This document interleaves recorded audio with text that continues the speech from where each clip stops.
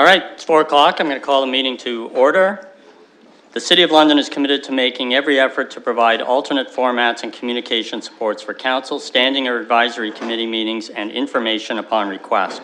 To make a request for any city service, please contact accessibility@london.ca or 519-661-2489, extension 2425. Any disclosures of pecuniary interest? There being none, I will be pulling 2.6, 2.7, and 2.10. Any other matters to be pulled? All right, we'll put the rest of the matters up. We have a mover and seconder for the rest of the items, please. Councillor Pelosa moving, seconded by Councillor Lewis, and we'll call the vote.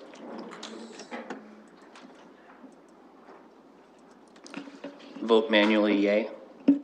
It's not up there yet.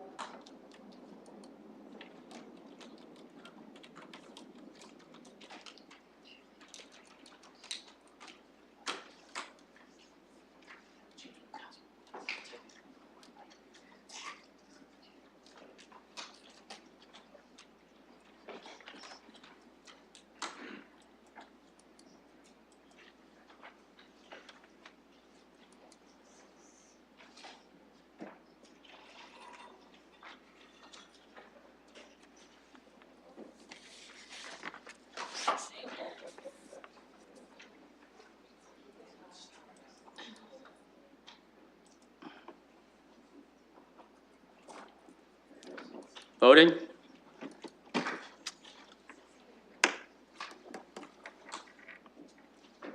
I'm still gonna vote. Still voting manually, Councillor Lewis? Yeah, sorry, I changed my password. Oh, no, I may now. Okay.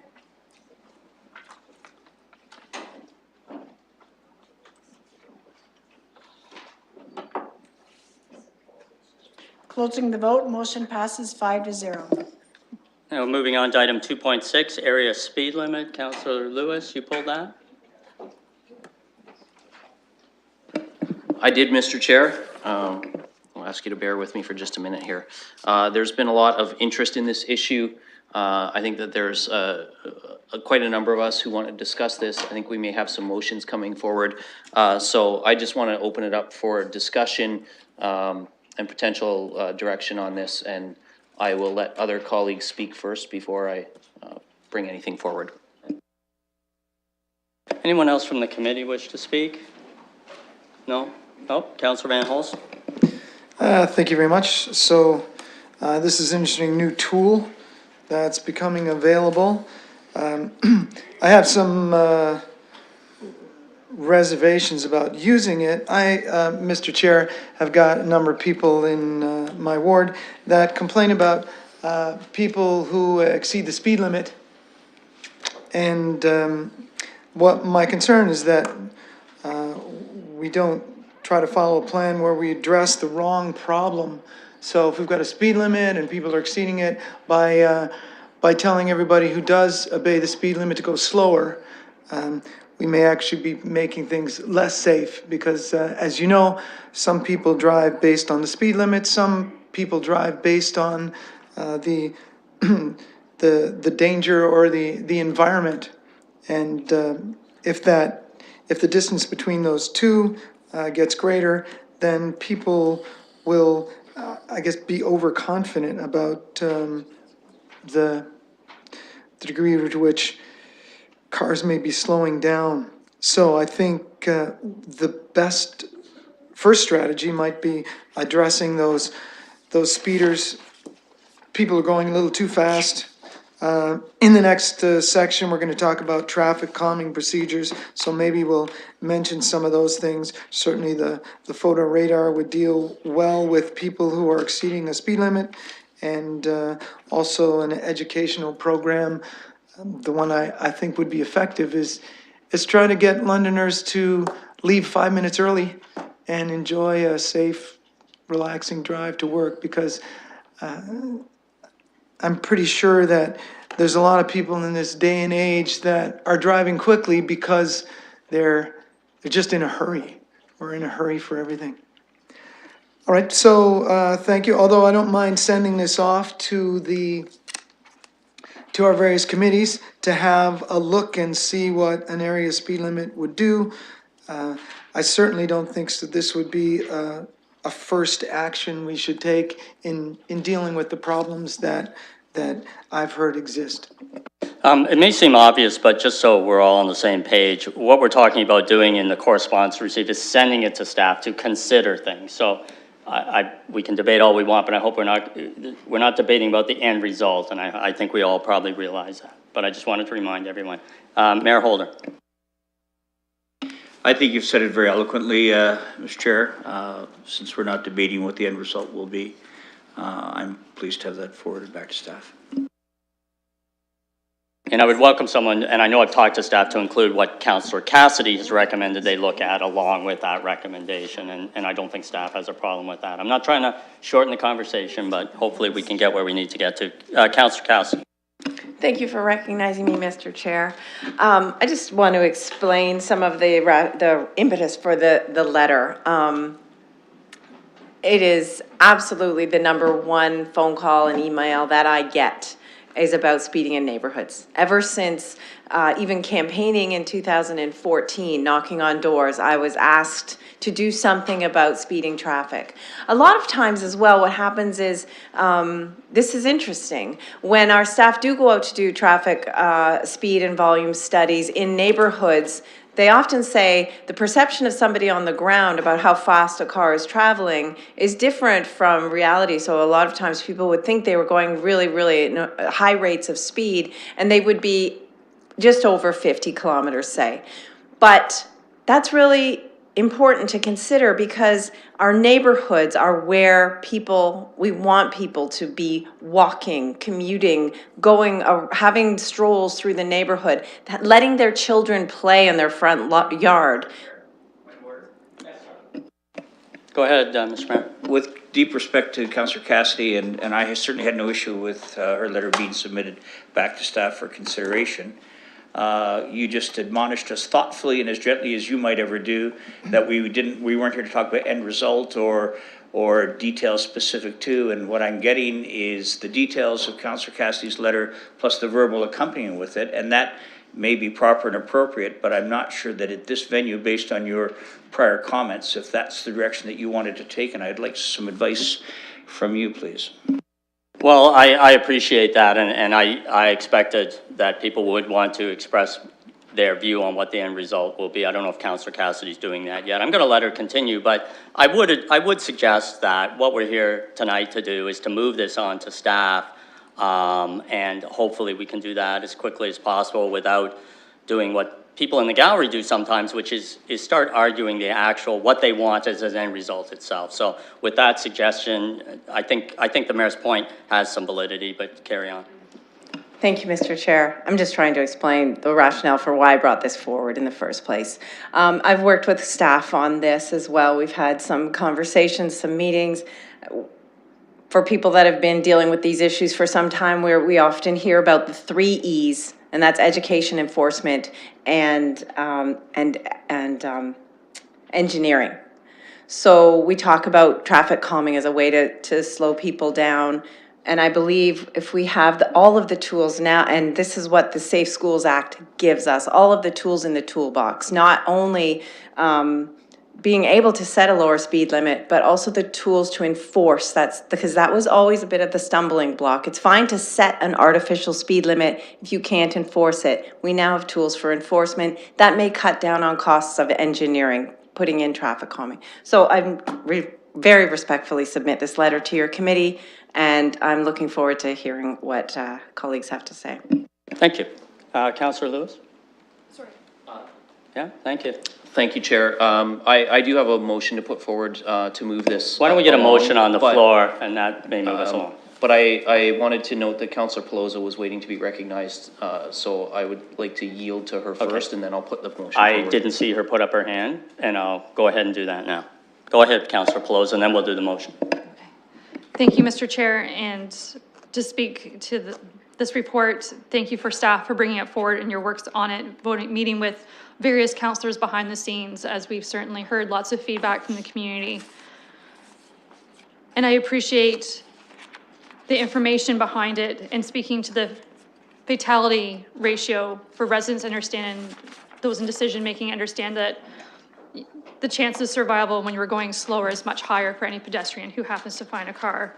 And bringing into it the automated speed enforcement, that's now potentially being able to be a tool used with municipalities to help enforce this. And I will be supporting this, and I look forward to Councillor Lewis's motion. Councillor Lewis, go ahead. Thank you, Mr. Chair, and I have provided staff some language on this. This is in addition to the recommendation, so I'm going to leave this as a standalone motion, and then we can deal with the staff recommendation. And with apologies to our clerk, I think I mislabeled. I sent her amended versions of B and C and missed clause A, which was part of Councillor Cassidy's suggested motion. So the motion would be Okay, that.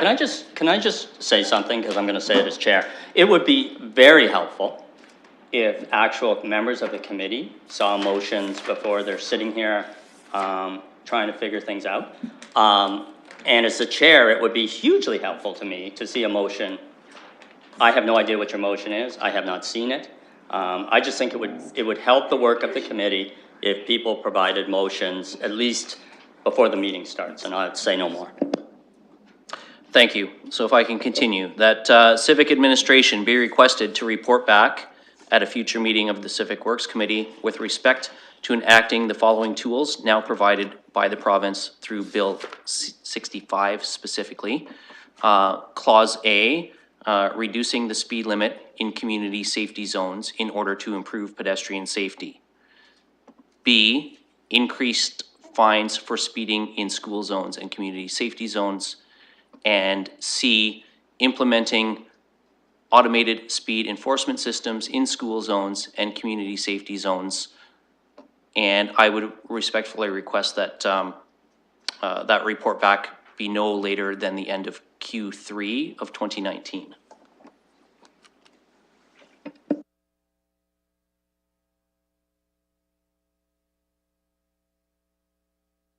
While we're preparing it, staff's heard it. Can you provide any comments? Is there any difficulty with the motion itself, reporting back on that, and the timing? Through the chair, I think we're fine with that motion. I was trying to listen to it verbally, but it sounds okay. We'll certainly aim for the end of Q3. The only complication I see with that is if we're doing public engagement, the summer months typically aren't as effective as, given summer vacations. So we'll try to do what we can before the summer months, but that might be the only complication with respect to hitting that deadline. But this is a priority for us too, so we'll certainly aim to achieve that. One question that I just wanted to clear up, and it's Highway Traffic Act offenses, which include speeding, I always understood were enforced by City of London Police. So can you help me as to how City of London Police, their resources, photo radar, how does it fit in to our relationship with the London Police, and shouldn't they be involved in this discussion? For sure. We've had discussions with the police already, and they are a member of the London Middlesex Road Safety Committee that is mentioned in the concluding paragraph. They're a group that we intend on engaging further on this concept because, yes, they do enforce the Highway Traffic Act. Automated speed enforcement would be, I believe the current direction is for it to be enforced through the Provincial Offences Administration. That's helpful. I just want council to keep in mind that it's not bylaw enforcement officers who go out and enforce this law from a resource point of view.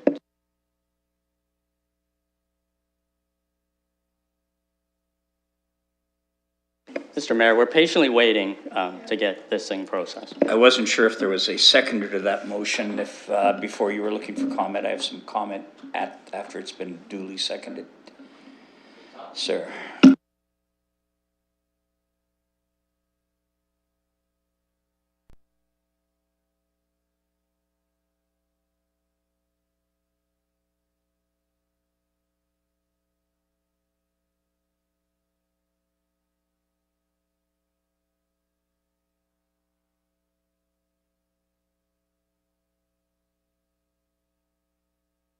Oh, I have a point of clarification if possible.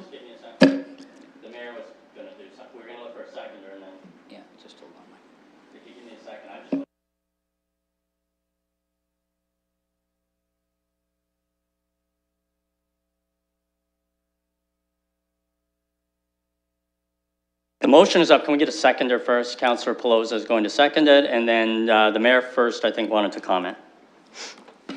Thank you, Chair. With the deepest of respect to Councillor Lewis, we've certainly seemed to have seen a habit in committees where a number of recommendations that seem reasonable on the face of them to ask our administration, civic administration, to do certain things, which includes consultation, be done.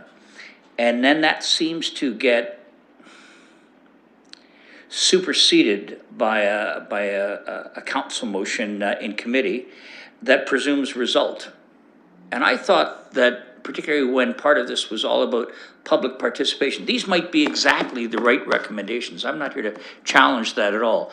But it seems absolutely presumptuous to me that we're telling civic administration, go back and come up with this result, which is effectively what this motion is saying, versus go back and let's have public participation meetings be held to see what works, to do appropriate consulting. And Chair, you made reference, I believe, and perhaps it was Councillor Lewis, but made some reference to other groups that should be consulted, and I think that's appropriate. I think we're wise enough, once we receive those inputs, to make the appropriate recommendation, but to presume result prior to process is something that I, with deep respect, can't support.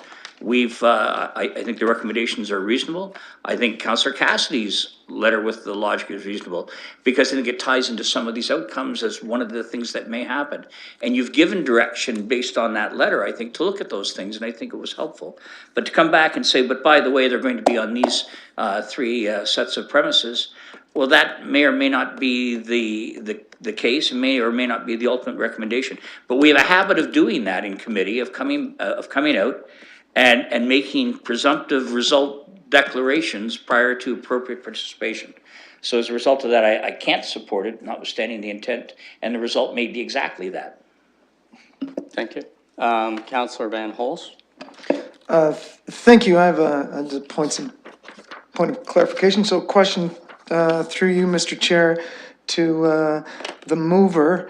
In the original motion, we were directing staff to consult with the Transportation Advisory Committee, a committee with, by the way, we have people with tremendous experience on, and some of the other committees as well.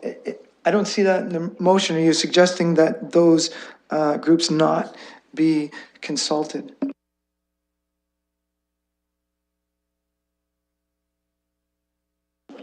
To speak. Well, that's my question to him, so perhaps in his speaking, that issue might be addressed. Councillor Lewis.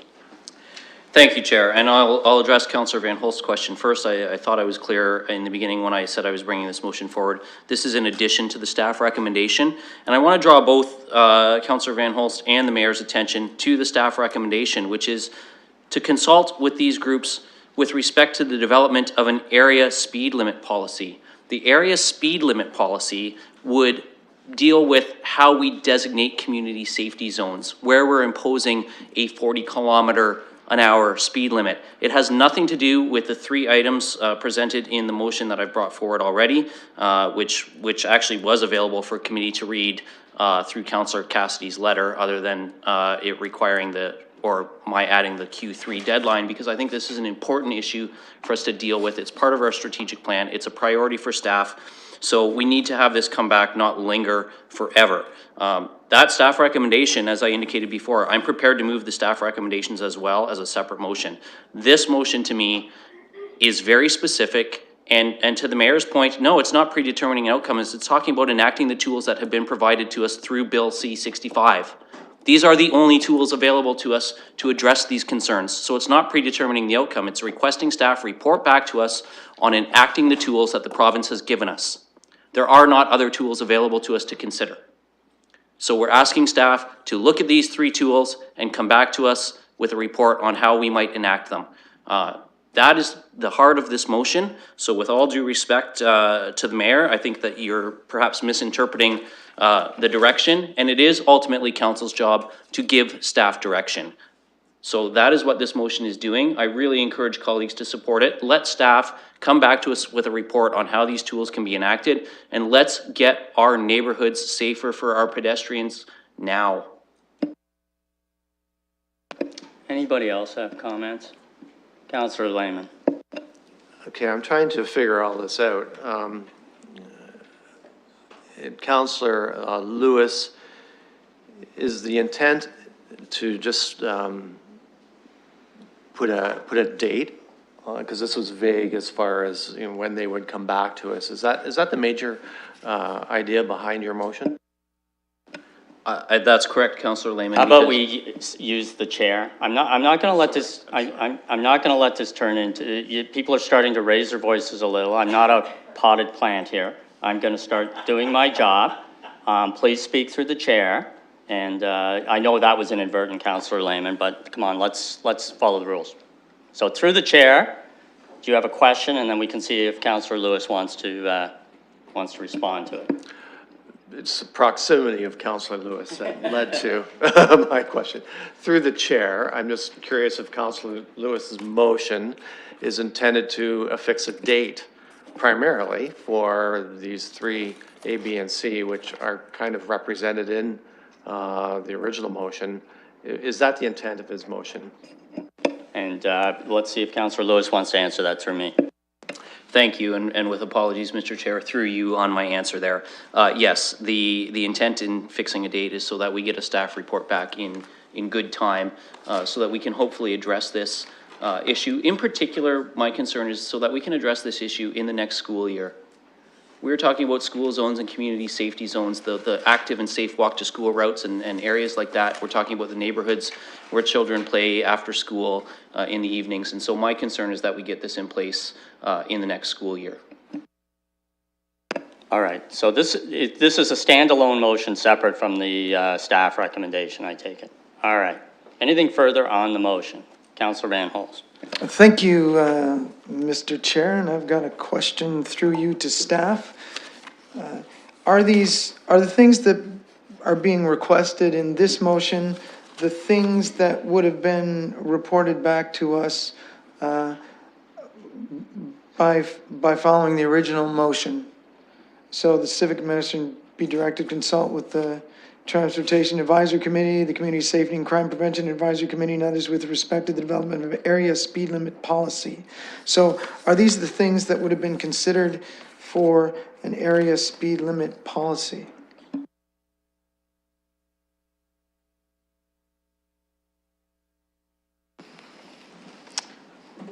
Through the chair, there is some overlap with the items A and B, although the direction in this proposed motion will make sure that we cover them thoroughly.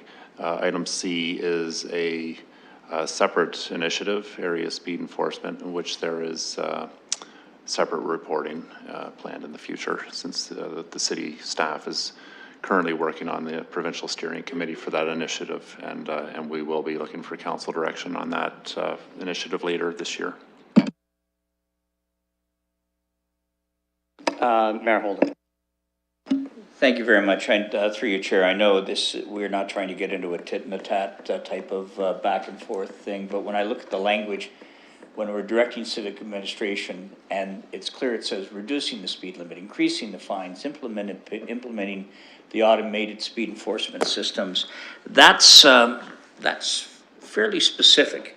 And if the only issue was to take the tools and come back by third quarter for the very good reasons I think Councillor Lewis said, I think having a timeline on that makes a lot of sense. I think it gives some guidance to staff, and at the same time ensures that we do the public participation. But I stand by my comment that we're presuming results prior to, and just looking at the language that reinforces it. So my only comment is I would like to have a very open perspective in our public participation meeting, and see what they think before we decide that what we're going to be doing will be reducing speed limits, increasing fines, and implementing automated speed enforcement systems, which again may be the result. But I think we're just a little bit ahead of ourselves with the specifics of this motion, and again, I will not be supporting it, with all due respect to the appropriate intent that I know is sincere. Councillor Cassidy. Thank you, Mr. Chair. So just to provide some clarification for people that think this is just coming out of left field, this is complementary to the London Road Safety Strategy, which our staff embarked upon in 2016. And the staff report that is that is on the agenda, so my letter is part A of 2.6. So 2.6 is the staff report. And as Mr. McCray mentioned, the A and B in the motion is covered in the staff report. And the item C, again, not coming out of left field, is coming back as a separate report that staff have planned in the future. So none of these things are things that I've just conjured up out of the blue. They are part of the London Road Safety Strategy. It's in my conversations with staff. It's from conversations with community members where this, and in dealing with schools, I'm dealing with a number of schools. I've gone on walkabouts and developed safe travel planning committees in a number of schools, and all of these things are coming out of that.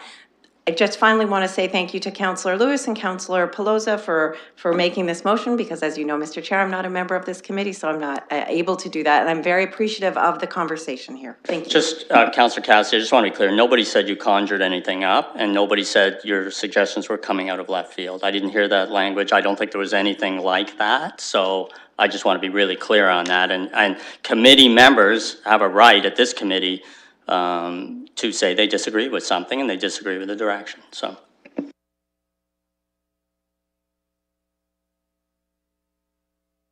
I just want to say from the chair that this has not been, from my point of view, a great debate, and I'm going to say that as the chair. I think that the mayor has made a valid point, that I think there's a presumption that some of the things we'll do will give us results. And when people start using language like, well, we're going to make kids safe, let's find out what this shows. Let's find out what the science shows before we start making conclusions. And for myself, I'm going to wait to see what I actually see and what the facts are, and not speculate on what one tool might accomplish. So we can go ahead and vote on Councillor Lewis's motion unless there's anything else. Oh, no, I'm going to ask something. So yes, the issue of the graph that came up here, the risk of fatal pedestrian injury relative to vehicle speed, and I think this graph may be getting interpreted in a number of ways, and I'm going to ask through you if to staff, if this means that we see that someone being hit on this graph at 50 kilometers an hour, there's a 70% chance of fatal injury. At 40, it's about a 30%. Does that mean that communities that have a 50-kilometer speed limit, 70% of their pedestrians that get hit by a car will be killed?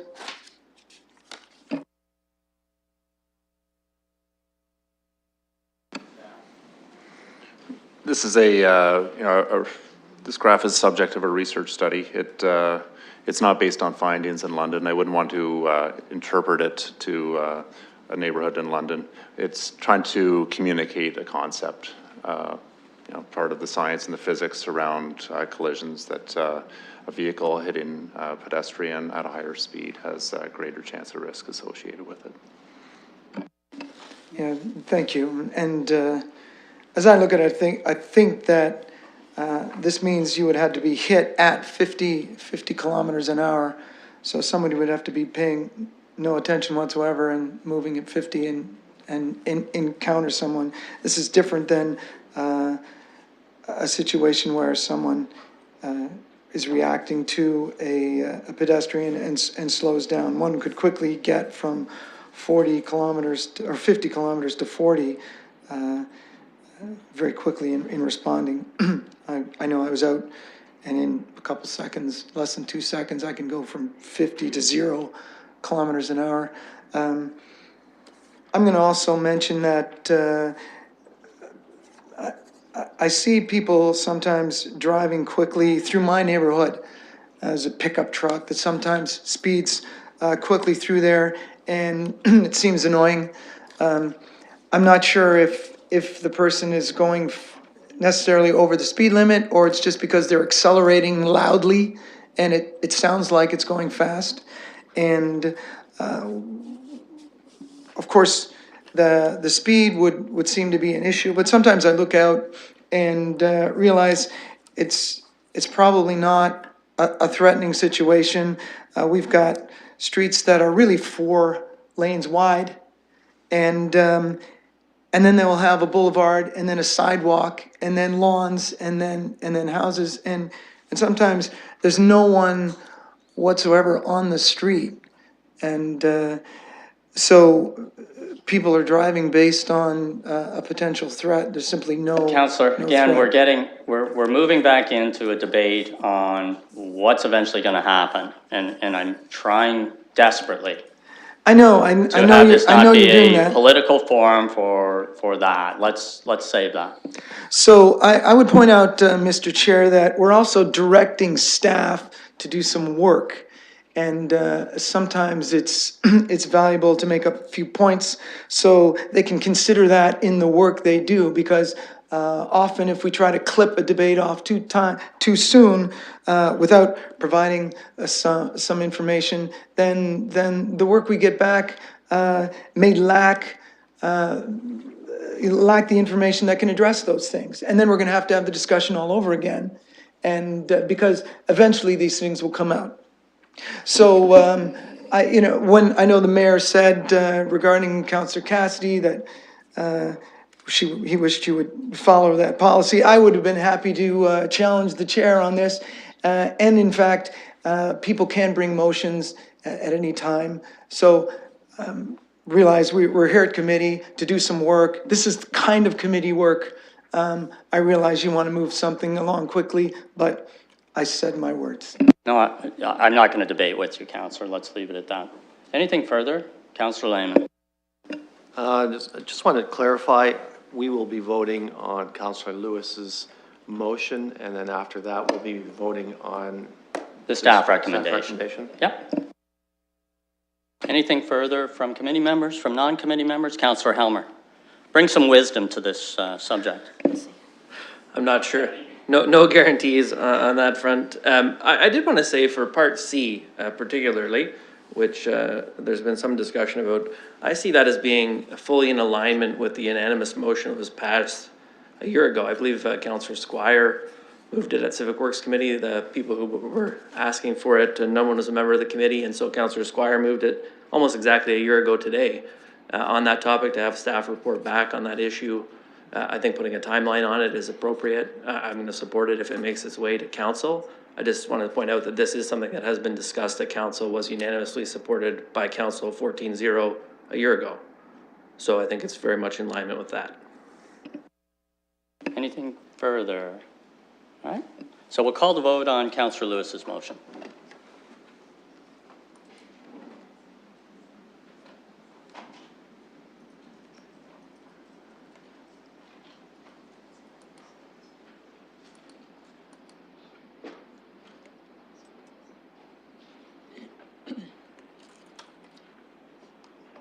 Closing the vote, that motion passes 5-1. And then somebody prepared to move and second the staff recommendation. Councillor Lewis, seconded by Councillor Lehman. Anybody want to discuss the staff recommendation? Go ahead, Councillor Lehman. Thank you, Chair. I feel now this is the appropriate time to just bring some direction to staff. I see this issue is coming down a few points. One is neighborhoods, 2 is around schools, and 3 is it speed limit or enforcement. So I asked staff when they bring further reports to us, and they did touch on some of these matters in the current report, is to really address speed limit or enforcement. So for example, when accidents are caused or happen in our city, is it because the speed limit was 50 kilometers an hour, or was it because if it had been 40 kilometers an hour, would the accident have not occurred? Or is it because people are traveling faster than 50 kilometers an hour? And I'm not too sure if there's numbers to back that up, but I would appreciate some digging kind of in that area to find out how many fatalities were caused to pedestrians and where speed was a factor in that. Was, you know, does it make us feel better to say, okay, let's reduce speed to 40 kilometers an hour, and people are still driving above 50, and accidents are occurring at that? How many accidents will we reduce if assuming people follow 40 instead of 50? The chart provided does show there is a reduction in risk to pedestrian incidents, but that assumes people are following the speed limit. So is it speed or is it compliance? And if it's compliance, then that's why we're talking about enforcement and why we get into photo radar. So if it's photo radar, because I see it's impossible to have police checking speeds throughout the city, then what's the cost of that? How do we envision that? Do we envision all our streets to have photo radar on it, or just certain streets? And which certain streets? Is the radar being moved around? And what is the cost to provide that equipment, to review that equipment, and for court challenges? I'm just asking that information to be provided in reports from staff. It would help us, I think, to debate and also for public participation meetings to kind of give us a base from which to discuss, you know, these very important issues. I think we all realize speed is an issue, especially around schools. No more vulnerable than our children. And the question is, do we change behavior, and how do we do that? Staff want to just confirm that that'll be part of what you're doing? Yeah, we appreciate the feedback and been taking notes, and we'll aim to include those perspectives and that information in the report back. Thanks. Anything further on the staff motion? No, yep, go ahead. Why don't we get it moved and seconded? Or have we already done that? Memory. Councillor Van Holt. Great, thank you very much to Councillor Lehman for bringing up an important idea. If it's possible to have some metrics associated with this, it's great.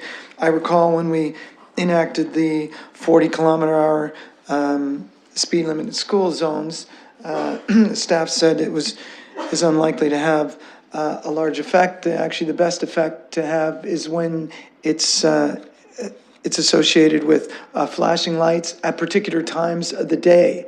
So essentially, you're asking people to exercise greater caution when there's a large number of students moving around, and that's also something that the drivers find more reasonable and will respond to. It's certainly keeping people on high alert all the time is not an effective way. So if we can see what is likely to be effective and what's not, and maybe even give us a list of incremental actions we could take, what's the most likely to have a positive effect, how much, and second and third, et cetera.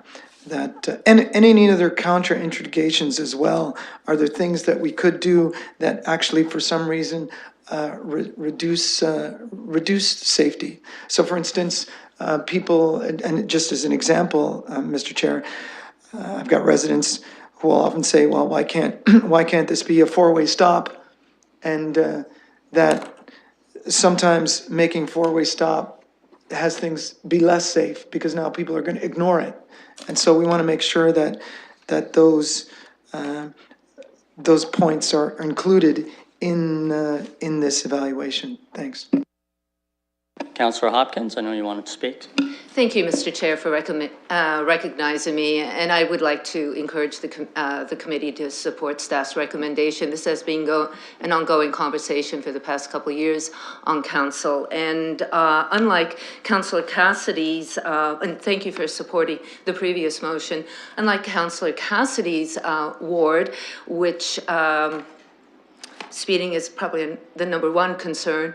It's the number two concern in my ward. Number one concern is congestion on our main roads, and the second part of that creates the neighborhoods with the speeding and the cut-through traffic and the congestion.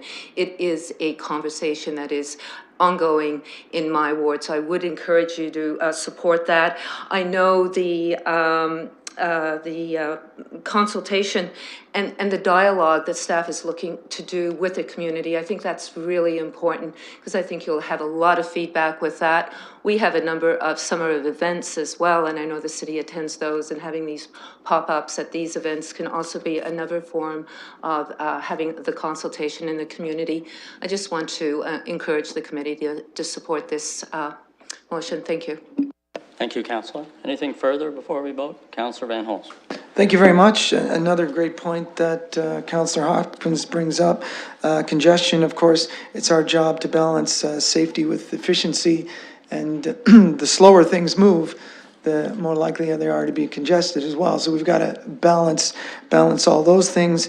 And of course, congestion creates its own problems, and that's no more well evident in when parents are dropping off their children and you've got many cars in the same place.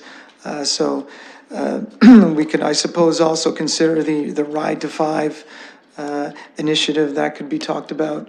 The school board is hoping to implement that in a couple places where you have a place where you can drop children off and they still have a 5-minute walk to school. So you're not in the area of the school, but that still gets children most of the way. So there are quite a few ideas to deal with this, and we want to make sure that we're also not overdoing things,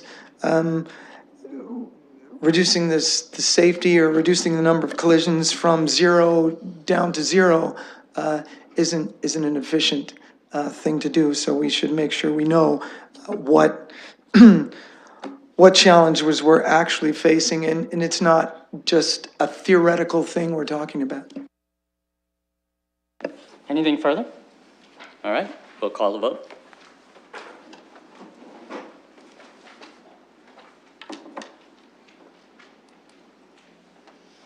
I got two.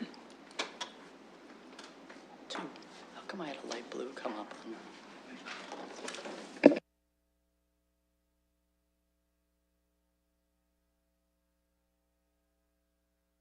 Closing the vote, that motion passes 6-0.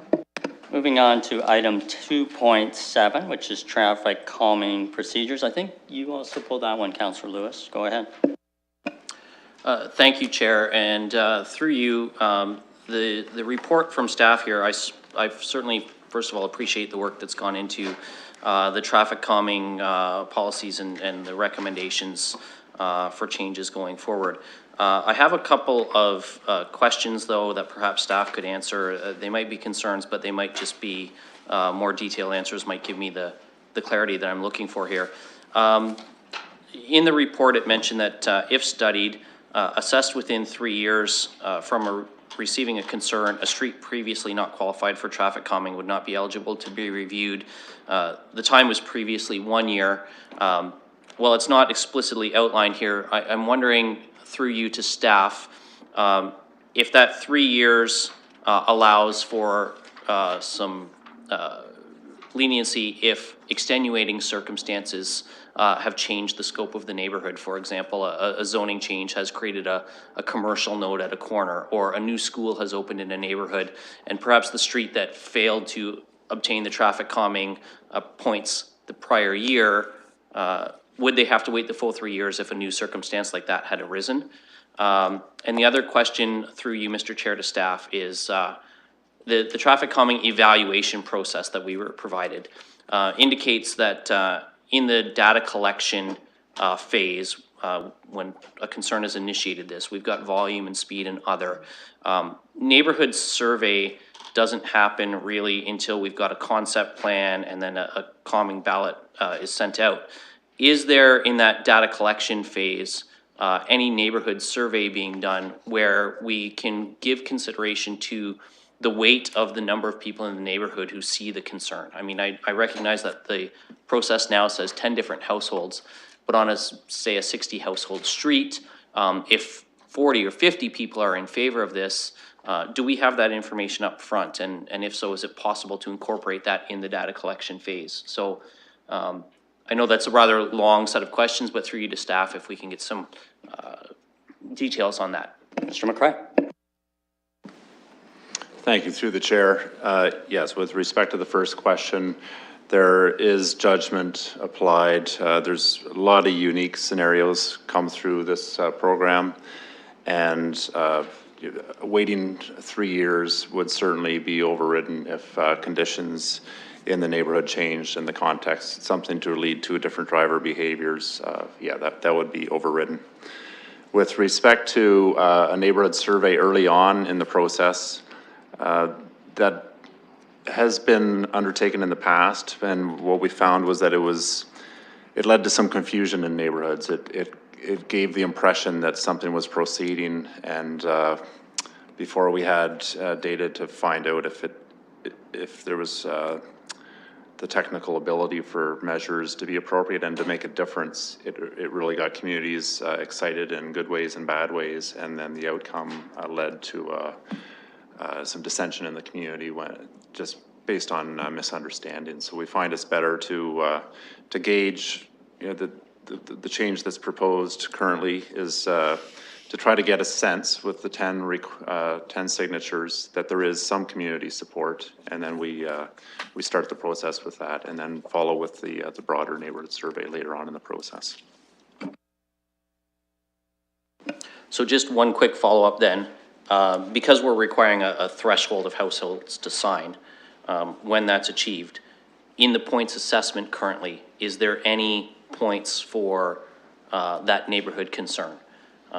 Rather than, because in some cases it might be initiated through changes that we've seen in the neighborhood, not necessarily through a resident, right? I'm assuming that the department sometimes might look at situations through a staff-initiated process. So when it's a resident-initiated process, are there any points assigned to the assessment? The bulk of this document and the process that we're talking about here is the neighborhood-initiated processes. At the beginning of all of this, if staff recognizes a true safety concern, we will bypass all the processes and make sure the safety concern is addressed. So that be rest assured that the staff will take the safety concern to heart. But if it's not obviously apparent and it's more perception, neighborhood desire, returning a street to its intended function, that's when this process really kicks in.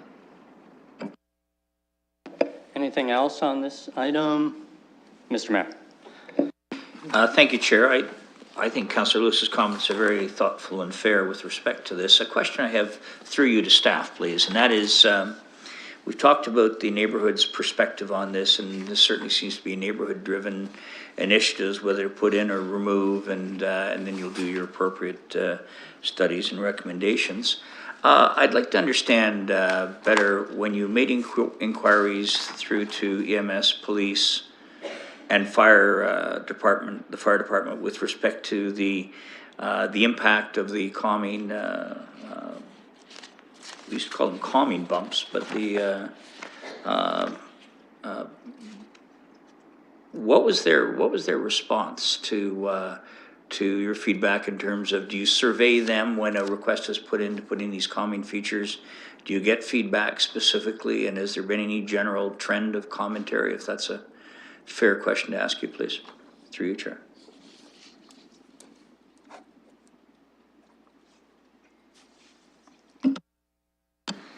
Yeah, certainly through the chair.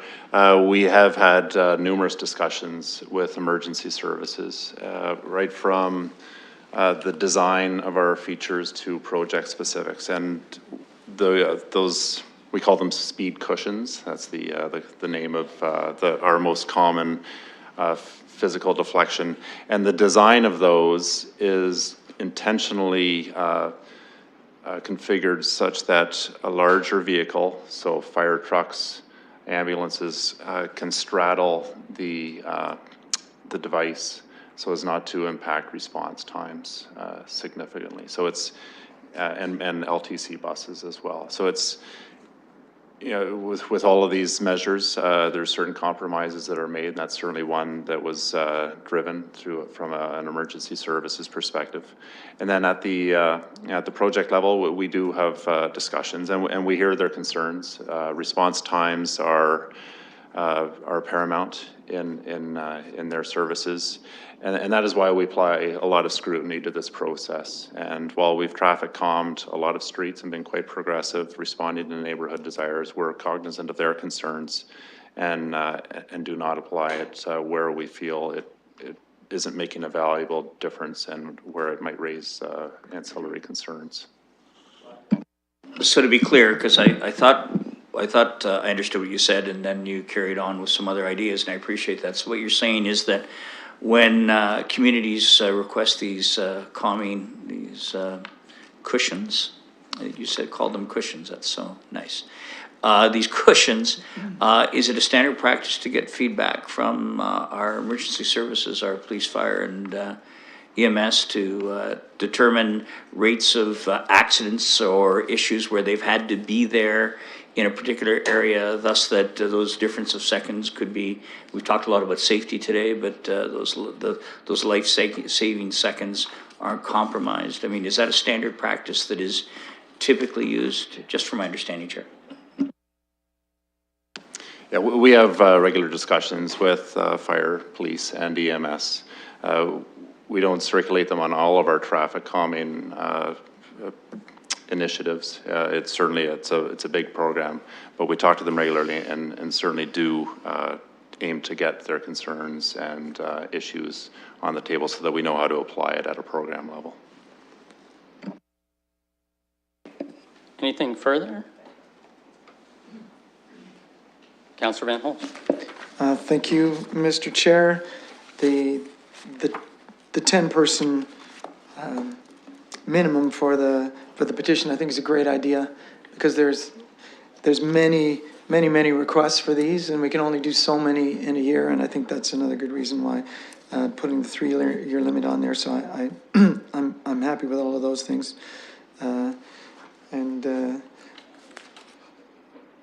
I noticed the respect the speed limit sign was on there. We were doing the educational program in with Vision Zero, and I don't know if we're going to do that again. I noticed many people picked up one of those signs, so there's a lot of people interested in doing it. I'm wondering if the next iteration of an education program might get people to leave a little early, because I think if we're looking at a behavior change to ask, that's one I think could make a very significant difference. Because if someone's left it a little too late, is worried about being late for work or something, and they see a respect the speed limit sign, they just may decide, well, I'd love to, but I'm not gonna. Whereas when you've got some extra time, life just seems like it moves at a slower, more relaxing pace. So I think that might be a good way to go about it. And of course, we've got some digital billboards now that we have access to for free city messaging, and those are places where drivers would encounter those messages, so we can use those as well. Thanks. Anything further? Okay, nope. Thought I was home free. Councillor Lewis. Sorry, Mr. Chair, but I think I'll make you happy with this. I was just prepared to move to receive the staff report. All right, we have a seconder, Councillor Van Holst. Anything further? Call the vote.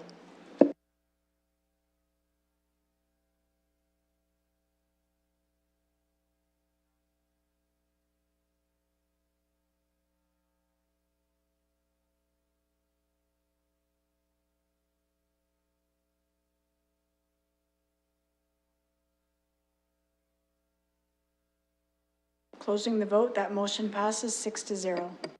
Moving on to item 2.10, which is a Greenway wastewater treatment plant. I think Councillor Lewis was that was, no? Who was that pulled 210? Oh, that was me, thank you All very right. much. So, thanks, so through you to staff, so we increased we're increasing by 900 or so thousand dollars the amount for this project. I was reading in the report how there's about a 20-year lifespan for the project, and a life expectancy, excuse me, and then at first it was a 20-year payback, but I guess that's been reduced to about 12. So my concern, or my question through you, Mr. Chair, to staff, just the likelihood that this will in fact last the 20 years, or what's the chance that something could go wrong with a program like this? I'm not so concerned now that we're down to 12, but if it was a project that had 20-year payback and a 20-year life cycle, if anything went wrong, we'd end up losing money. So it's a more risky bet. So perhaps some comments on the level of risk we're at now. Staff? Through the chair, yeah, it's a very great point, and in deciding on this project, we had to really consider that the cost benefit and the return period for the funding. A few different pieces of that puzzle then I just want to lay out for you. Firstly, the 20-year it's a fairly industry standard life for this type of equipment. This equipment is the first of its kind in London, so it's something that we don't have a lot of experience from, but we have worked with we lean on our consultant as far as giving us that advice. The bulk of the value is in the actual equipment itself, and it has that 20-year life. But there's also a lot of other improvements that go along with this this project, as far as the actual the building, and those pieces will have a life that are much beyond that beyond that 20 to 50-year period. As far as the payback is one very important piece of this. We want to ensure that we're getting return on investment. The other piece is that the energy savings. So with this element alone, we are 12.5% towards our community energy action plan goal for reduction in energy usage. So there's kind of those two pieces. We're both decreasing the amount of energy the city uses, and we're also getting that value that we're going to get a payback for the investment. Yes, thank you very much. So that was significant, and the 12% of our 12.5% of our goal met with this one project makes it pretty attractive. More so than, say, the amount of money we're getting from the Independent Electricity Systems Operator, the ISO. That's only perhaps 6.6% of the project. It's not really enough of, so whereas we might really be looking for government funding in a project like the BRT, there's a lot of money on the table. This is not a great deal, but because of that, the 12.5%, I'm happy to go with this. Plus, I of course like to see us try new things, and I think this can be. I'm looking forward to seeing how this turns out. So, thank you. Anyone else on this one? All right, can we have a mover and seconder for the staff recommendation? Councillor Lehman, seconded by someone, Councillor Van Holst. Anything further? All right, call the vote.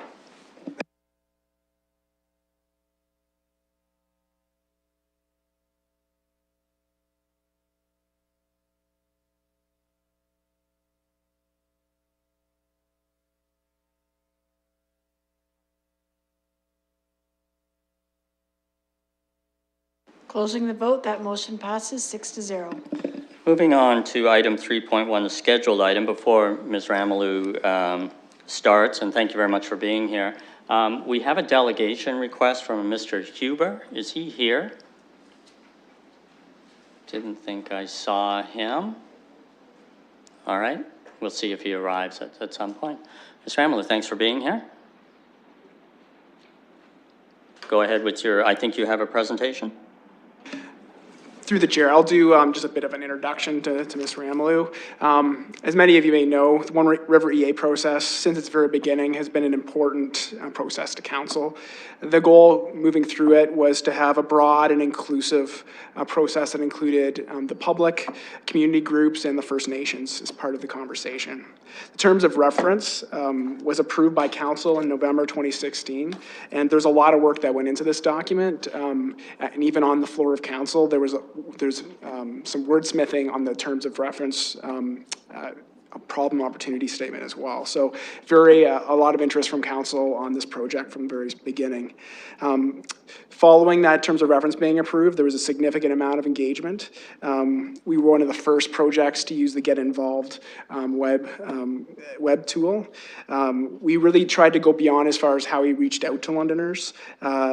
We included having pop-up events, so rather than just have a standard PIC and wait for people to come to us, we went to the community. So we would on a summer afternoon, we'd go and reach out to folks at some of the splash pads and other locations along the river to be able to speak to those people who may not traditionally come out to a PIC. But with that, we did have a number of PIC meetings, and we had hundreds of people attend, which was a great thing to see about this very passionate project. January 2018, the first stage of the EA completed, and council passed a resolution, and that was a resolution to decommission the dam. With that, we started into the second phase of the project, which is the bulk of what Ashley's going to be speaking to today. It focused on how we would decommission the dam. It looked at options for the forks, and created a river management strategy for us as well. So with that, Ashley is going to go through the process in a little more detail and to show you the results of the stage 2 work. All right. So thank you, and through the chair, thank you for the opportunity to present the findings of the One River Master Plan EA. So the One River Study Area is the stretch of river historically influenced by Springbank Dam. So today I'll be taking you through a brief review of the process, the resulting preferred alternatives, and the next steps for both the environmental assessment process and the individual projects. So and I'll ask that you bear with me. I know we have a number of councillors who have not been with us through this process. It has been a lengthy one and a lot of information, so I'll try to catch you up a little bit on that. A little bit of repetition for some of our other councillors, though. So the environmental assessment process provides a framework for evaluating potential municipal projects. It's a linear process that starts with the identification of a problem or opportunity. Alternate solutions are developed, supporting studies are completed, and the preferred alternative is identified through an objective evaluation of those alternatives. A completed EA can be amended, providing some flexibility in the eventual outcomes of the project or what you build. And furthermore, a completed EA does not bind future decisions of council. So meaning that council can choose to construct as little or as much of the identified solution as they so choose. So the One River Problem Opportunity Statement seen here was endorsed by council after it was developed based on consultation and a 2016 public meeting. It speaks to the need to consider critical infrastructure and the overall health of the river and ensure this valuable resource is available for future generations to enjoy, noting its natural, cultural, recreational, and aesthetic features. In 2016, council also directed that the One River Master Plan would study certain projects together, which included the future use of Springbank Dam and design alternatives for the Back to the River project at the Forks of the Thames. CH2M, now Jacobs, was awarded the One River study, and the team of Civitas and Stantec were appointed to undertake the preliminary design of Back to the River. The objective of the One River EA was to identify, evaluate, and describe a range of recommended projects, plans, and policies within the One River study area to address identified infrastructure needs and that support the community's overall social, recreational, cultural, environmental, and economic vision for the Thames River. Stage 1, as Mr. Mathers noted, addressed the question of what to do with Springbank Dam, and in January 2018, council accepted the staff recommendation to decommission it. At that point, the project moved to stage 2. So at this point, we now have one river and 3 streams. So with that decision made on Springbank Dam, it was decided that the completion of the Schedule B environmental assessment requirements could move forwards for the decommissioning of the dam, as well as for selecting preferred design at the forks. This would allow the 2 projects to move into detailed design upon completion of the EA and allocation of budget. As such, Stage 2 undertook the additional environmental, archaeological, and cultural heritage studies required, as well as additional public, stakeholder, and First Nations engagement. Throughout both stages, we've been actively engaging the public. We started with those pop-up events where we went out and asked the public what they wanted to do along the river, how they currently use that river corridor, and what they wanted for the future of it. We asked their views on Springbank Dam and their feelings on the Back to the River Forks of the Thames project as well. We had numerous public information centers that were attended by hundreds of people, public participation meeting on the dam, online surveys, feedback collected via mail and email and at those meetings, an agency advisory committee, so we were actively engaging with the Ministry of Natural Resources, the Ministry of the Environment, and so on. And then meetings with various stakeholders. So that included the various recreational clubs, environmental groups, and neighborhood groups and so forth. The project team also sought to meaningfully engage with First Nations, acknowledging both their treaty rights and their environmental concerns. Public information centers were held at each stage of the project in cooperation with staff at Chippewas of the Thames and Oneida First Nations. We also met with representatives of other First Nations as they requested, and were able to provide them information on the project. Chippewa of the Thames also sent a representative to monitor the Stage 2 archaeological test pits. As mentioned, the preferred alternative is identified via an objective evaluation with many criteria being considered. So the 3 categories that applied to each of the alternatives that we're presenting here tonight were the natural environment, which includes things like water quality, species at risk, aquatic habitat. The social cultural environment, so this is cultural heritage, public health and safety, recreation, accessibility, aesthetics, First Nations concerns, and so forth. And then lastly, technical and economic. So this considers flood hazard impact, carbon footprint, constructability, operations and maintenance, compatibility with existing and planned infrastructure projects, and capital costs. So at the end of Stage 1, we moved into then looking at the alternatives for the decommissioning of Springbank Dam. We were directed to consider the potential for repurposing the structure through this evaluation as well. So those alternatives were, of course, then do nothing, where the dam is left as is, noting that there are some basic safety maintenance requirements regardless. Partial removal, so this would mean some components, including the steel gates, are removed. It cannot function as a dam, but it could be repurposed if we so chose. And then, of course, full removal, which is then completely removing the concrete superstructure as well. Through the EA process, we identified partial removal as the preferred option from the technical standpoint. This evaluation considered the alternatives from the perspective of the cultural heritage and environmental value of the river, as well as considering recreation and economics. At the PIC held in October of 2018, where we presented these, 68% agreed with the recommended partial removal.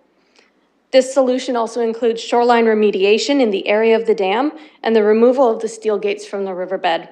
This allows us the opportunity to mitigate some of the environmental impacts associated with the structure.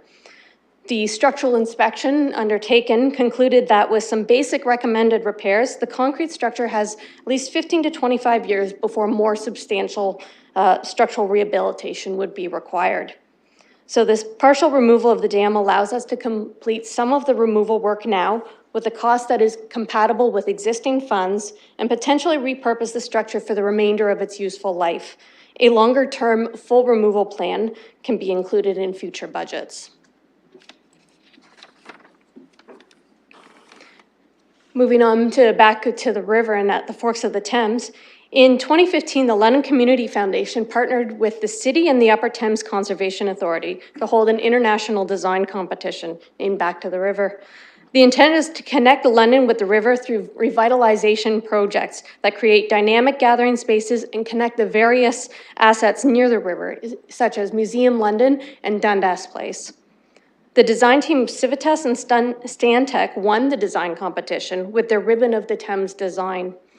The Forks of the Thames is one area of focus for revitalization. When the terms of reference and problem opportunity statement for the One River environmental assessment were developed, it was clearly noted that the EA process needed to integrate with the design work required for the forks.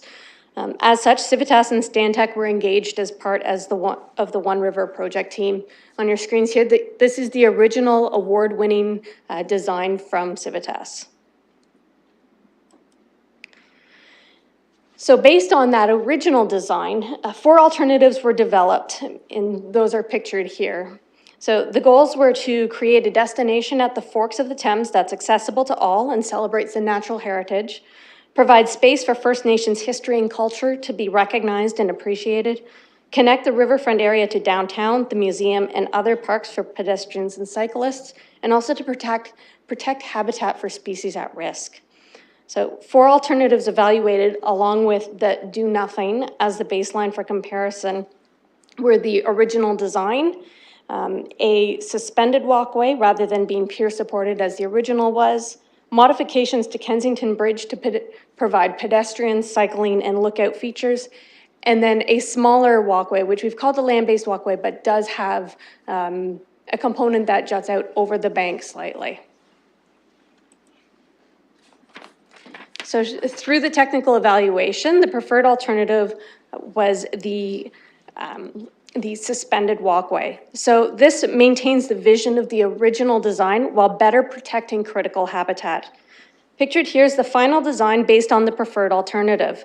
The single mast suspension shown in the previous slide and at PIC 2 was to illustrate the general concept.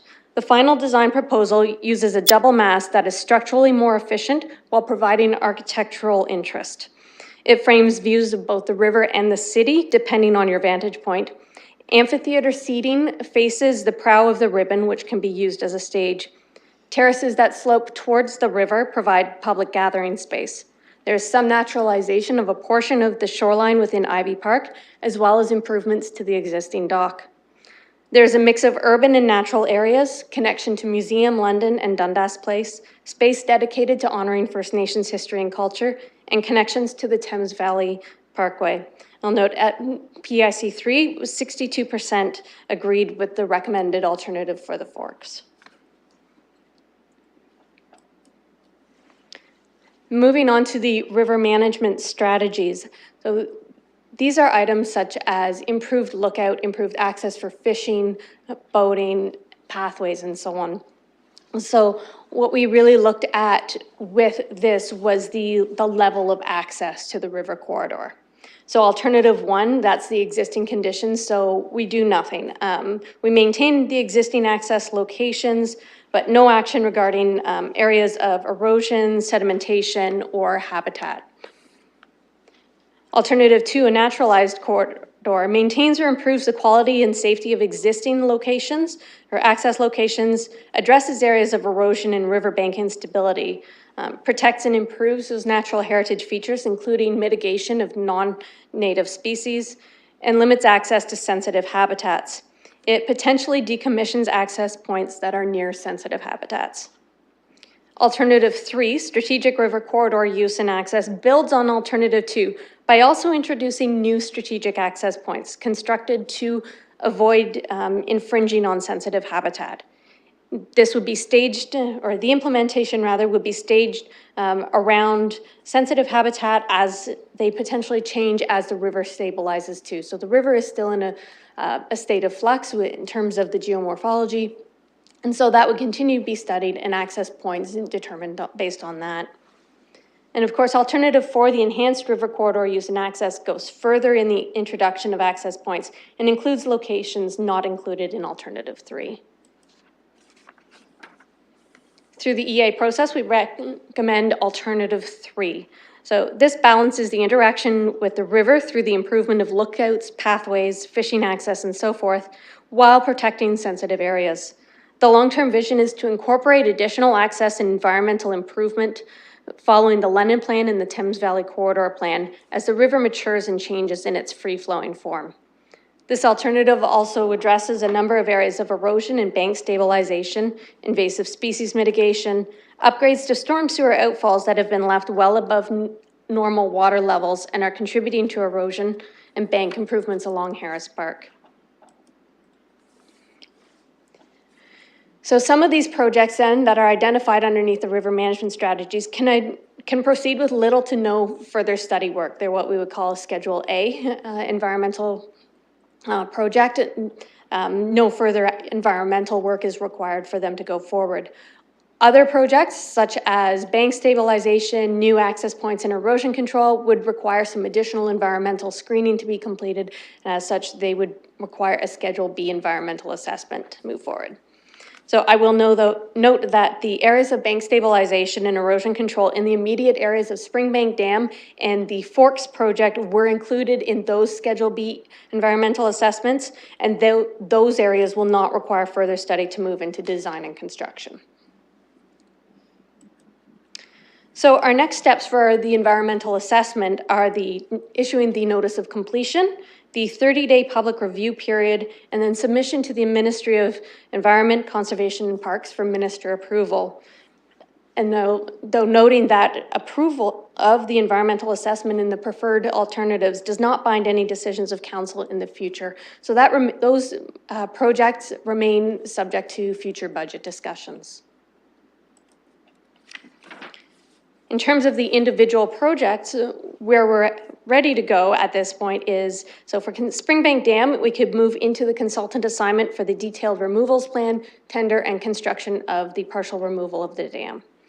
At the Forks, this is to be considered as part of the multi-year budget. All components will be ready to move into detailed design upon council direction to do so.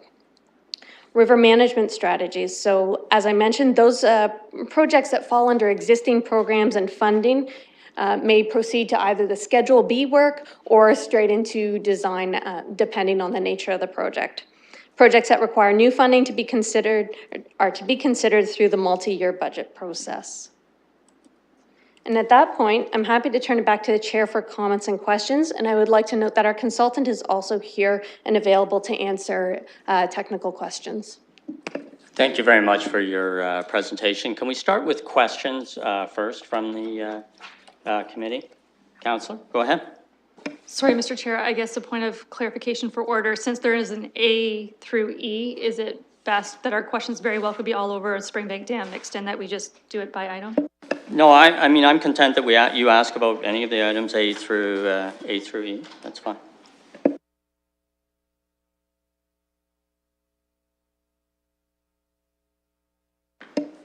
Thank you, Mr. Chair. In relation to Springbank Dam being item number B, looking to see what the ongoing operation costs would be. Having heard that there's a 15 to 20 year lifespan left, I'm questioning why option number 3 isn't the preferred method this time, to have it removed now instead of drawing out the ongoing maintenance costs. So the inspection report does note that there is a biennial inspection cost of about $10,000 that must be completed for any dam type structure. However, the identified needed repairs for the immediate term and for that first 15 to 25 years are considered in both the partial and the full removal, in the partial removal costs that would be required to make it safe. It's also considered in the do nothing cost, as if we just leave it sitting there, it won't be safe. So we still need to do some of that work. So those upfront costs are identified. Further maintenance or rehabilitation work related to the existing structure. The report identifies that it would be 15 to 25 years before anything beyond those basic repairs would be needed. If we were to repurpose the structure, there would be some maintenance associated with that and maintaining it as safe for the public, but those operational costs would be brought forward at the time of any capital costs for that repurposing work.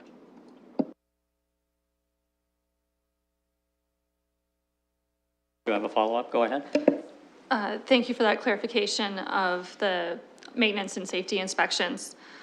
So if we were to change it to option number 3 of just the full removal at this point, would that change our EA that's just been completed? Through the chair, as far as changing any of the recommendations, the way the EA process works is that we start with a problem opportunity statement, and it sets us on a course. And coming through that process, we have engagement, we have technical reviews, and then we get an outcome that comes out of the EA process. And you have those outcomes here before you, as far as the partial removal being the recommendation for the Springbank Dam. With the EA Act requires you to go through this process, and then what comes out of that process is basically what you're left with as an option. If you would like to try to, if the council or committee is not satisfied with this option or wants more work on it, we would be able to do that, but really that would require us to go back to almost the start of the process and relook at that problem opportunity statement. So what's difficult with the EA is that you can't just choose an option, because then you've negated the whole process, because it's supposed to be an objective look at all the opportunities from an environmental, social, technical, economic perspective. So what you have here for you today is the recommendations from this process. If council decides that they're not happy with these conclusions, then we can go back and try to reconsider that initial problem opportunity statement if we're not meeting the objectives of the current council. But for all intents and purposes, if you change the recommendation, you won't have an EA that supports that recommendation, and you wouldn't be able to proceed with your project. Councillor? Sorry, thank you, Mr. A follow-up question. What is the cost of an EA if a person wanted to look at removal, recognizing they're going to have to pay for that EA now or in 15 to 20 years? Through the chair, if we're just looking at the one component, it's probably between $100,000 and $200,000. A lot of the work has been done. The reason why we do a master plan is it checks a lot of those EA boxes and then allows a Schedule B to be much more streamlined. So that's generally the cost you'd be looking at. Mayor Holden? Thank you, Chair. Through you to staff. I'm looking at the overall budget of the various items that I see in here, and I think Councillor Close was right to talk about some of the various impacts of decommissioning the dam and their options. I've heard that one of those options might be a lookout site of some sort, and I'd just like to get a little more insight into that. And secondly, with respect to when it was clear that the dam was not able to be used, there was an insurance claim, and I believe there was a settlement in favor of the city, which I think would mitigate some and a certain amount of those costs. Are you in a position to share what that value is? Because I don't see that in the budget per se, but I would think if those monies are in our hands and are being held for our purposes related to the dam, I'll say et cetera, but I believe it was a settlement. So it's our choice to put the monies where they are. I'd like to know what that amount is and how you factored that into our overall budget, knowing that the funds are there, please. Through you, Chair. Through the chair, there's a couple pieces there, so I'll try to handle both individually. As far as the repurposing, what we looked at as far as this EA process was to provide a blank slate. So make sure that the structure is safe, make sure that it can be accessed by people, but it wasn't to provide any kind of amenities beyond just the pure structure. The next piece is as far as the settlement. So the funding that's remaining, a piece of that settlement was used to fund the EA work. There's $3.48 million that's remaining. That aligns very well with the funding that would be required for the partial removal. That wouldn't be enough to do a full removal. Further questions? Councillor Lehman, then Councillor Lewis. Just a couple of questions through you, Chair. Just following up on the mayor's question for repurposing the bridge. Were there, when you talk about repurposing, would that include things like eventually maybe connecting it to a bike path to connect, the bike system throughout the Thames, or a walkway across? Through the chair, currently our bicycling master plan doesn't have a connection at the other side of the Thames River at that point. A portion of that property is owned by a developer at this point. That being said, if there was changes in the future, that there would be that opportunity. However, to get up onto the dam, there's quite a few stairs. So as far as being accessible to bicycles, there would either have to be a ramp or some other type of access point constructed. So what is the purpose of just keeping it, just partially removing? Is it just a cost issue? So through the chair, it allows it to be looked at, for one thing, potential for a lookout.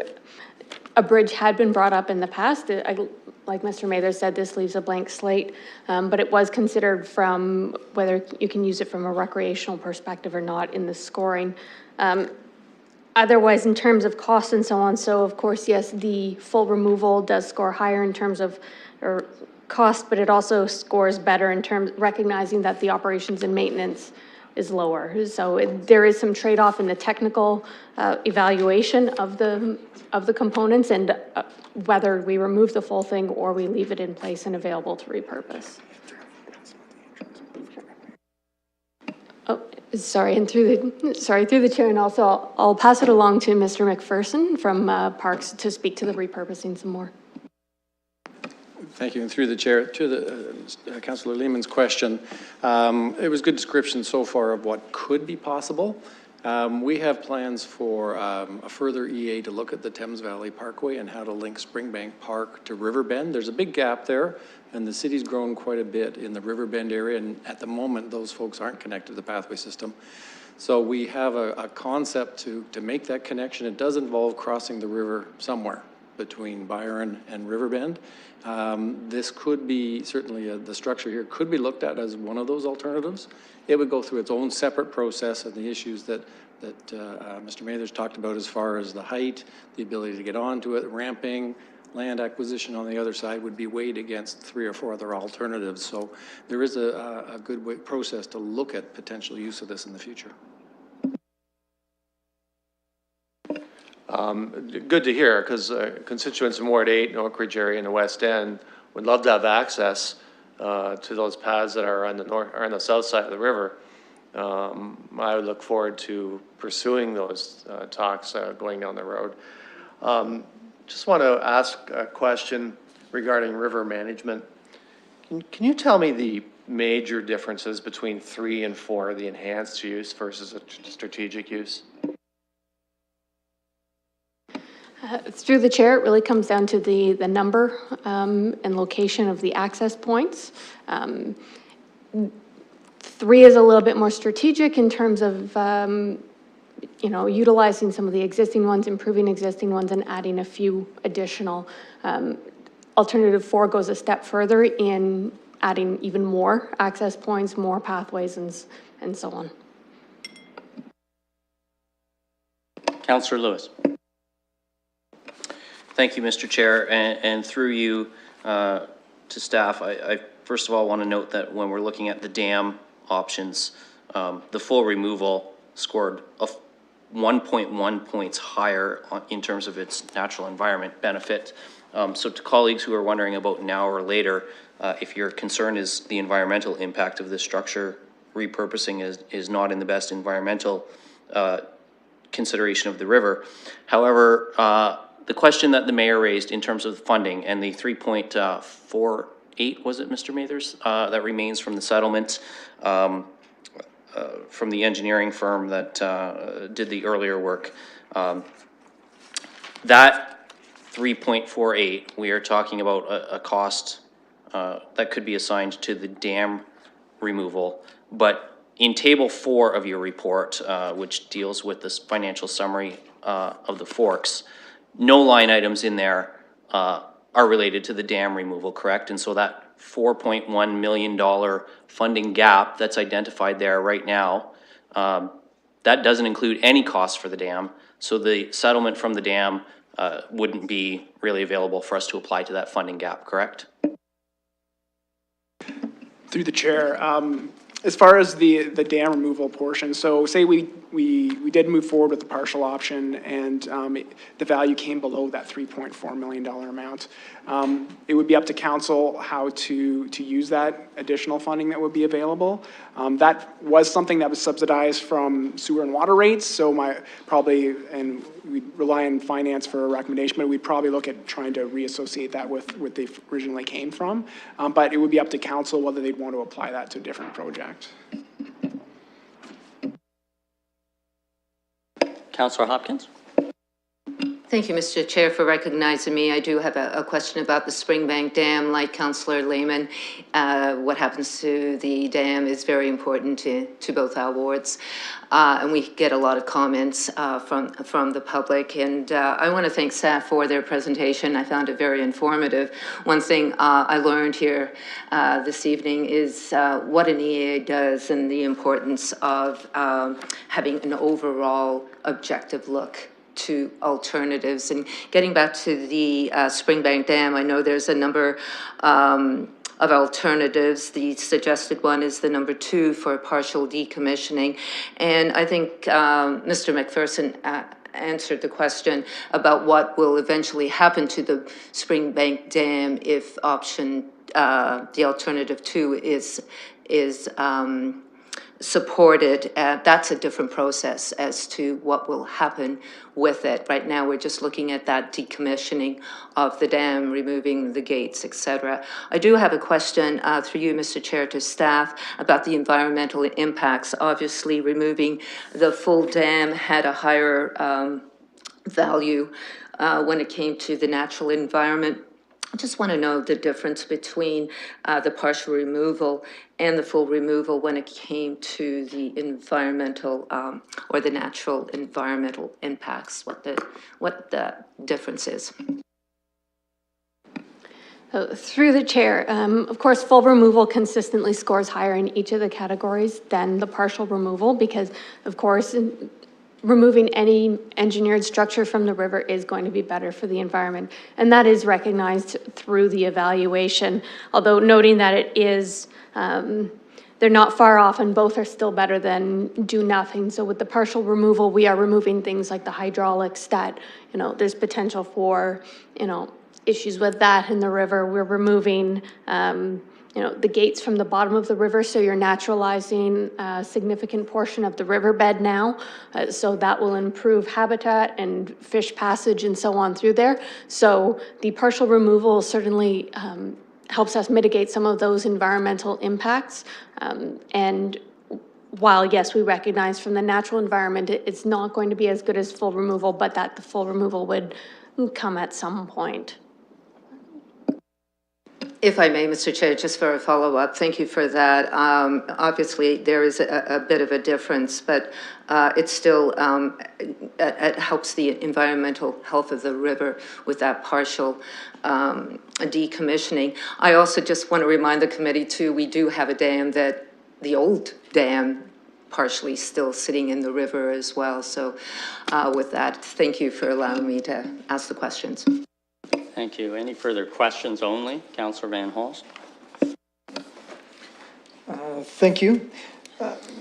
Regarding the full removal, is the factor, the 4.8 factor, is this just after it's finished, or is that taking into account the work that would be done to remove it? I think pulling something like that out in its entirety would have a lot more impact on the very local environment than leaving it.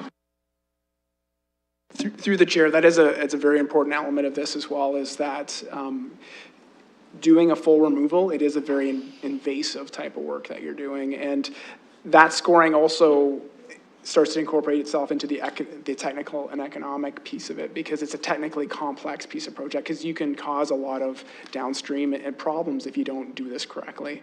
One of our one of the thoughts as well is if you were to move forward with a partial removal, that over the next 15, 20 years, and you developing a plan and having that money in your budget to spend when you need it, that there might be new techniques or new technologies that would allow us to do that in a less evasive way. So as much as that is something that is considered, and I'll let Ms. Ramley add anything else that she'd like to that as well, but that is one of the pieces of making that technically challenged type of project. Through the chair. So as Mr. Mather said, that was really involved in that technical and the constructability aspect of the evaluation. The environmental evaluation was done with a long-term perspective, and that's why the full removal does rank higher. Okay, thank you. Moving on to the table 3, the score summary by category for the Forks of the Thames. One of the selections was the softscape for the terrace. I do think in the picture that was a hardscape. Is that in the design? Is that correct? And if so, what would the softscape look like? So through the chair, no, the preferred alternative does show the softscape alternative, but softscape might be a little bit of a misnomer perhaps, because there are still certainly hard surface areas. But if you look at the two side by side, there are much more significant areas of greenery and naturalization with the softscape alternative. And we heard from those at the PIC that, yes, they wanted those hard surface gathering spaces and so on, but they also wanted lots of greenery, lots of grassed areas and so on. Okay, thank you. I think so. Thank you, Chair, and through you, sorry, staff, I'm going to come back to the dam again here for another question. And I did actually take the opportunity to go back and view the live streams of the various reports, and particularly the November one that Mr. Mathers referred to earlier. And it's a little frustrating, frankly, to have watched those, and have watched them as a resident prior to the election too, and hear repeatedly that, you know, council can decouple or choose from the alternatives after the EA is done, and now we're being told if we change an alternative, we're going to have to go back and do a little more work, although I appreciate that the work has largely been done. But when we talk about the partial dam removal versus the full, I recognize that staff don't have a crystal ball here.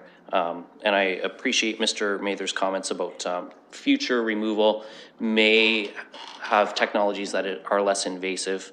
But is there not potential that if we allow this structure to sit there for the next 15 or 20 years, that future removal is also going to require future habitat destruction of species that might through, you know, the rebound that we've seen of the soft-shelled spiny turtle, for example, that as species rebound, we may end up destroying future nesting sites and other things that develop by not removing it now. Are we really talking about a situation where it's tear the Band-Aid off now or tear the Band-Aid off later?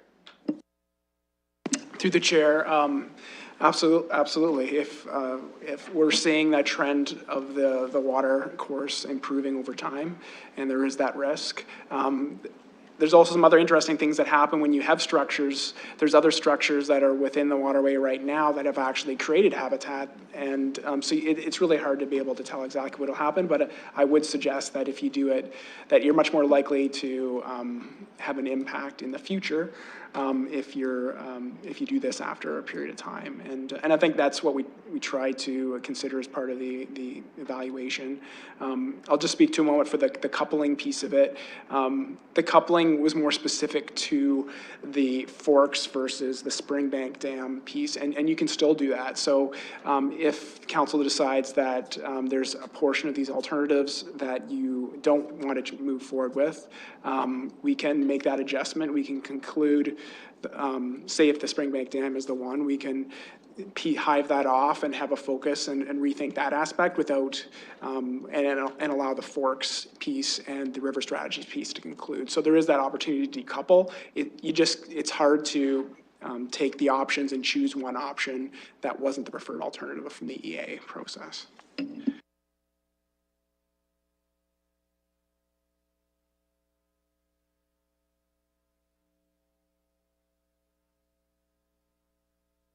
I wonder if I could ask you a couple of questions, just to clarify, because I'm still not clear. So I just want to be clear for the committee's benefit of what we would be approving tonight. We'd be approving the alternatives, but not not them being carried out. In other words, them being actually implemented would rely on a council vote to allocate the money and actually do the projects. Am I right in that regard? The chair, that is correct. There is no requirement to construct these things if council approves it, and it would be part of the multi-year budget decision whether you want to proceed with any of the elements of the projects. And the second question, and just for the committee's benefit, I just want to understand about the alternatives. And I understand what you've said about you can't substitute something else, but can you remove parts of any of the proposals and not that wouldn't change the EA? Is that conceivable? I'm not talking about necessarily tonight, but in the future. Through the chair, absolutely. First, it would depend on the element, but for most, as long as you're not compromising an impact to the environment by removing a piece, then that's not something you're still going to be able to use this EA as your basis to build what other element that you're not constructing. Thank you. That's helpful. I hope that helps the committee. I just wanted to confirm, and I'll leave this with the committee. Mr. Huber is here. Am I right? You're Mr. Huber. I recognize you. He had asked for a delegation opportunity. As you remember, he wasn't here at the beginning. And he hasn't, before we do any debate, I think if we're going to hear from Mr. Huber, we should. So I would need a motion to accept the delegation and then to hear it, and that looks okay. Councillor Pelosi, seconded by Councillor Lewis. And unless there's anything further, that'll be allowing him to also speak tonight. So receive the delegation and hear it tonight.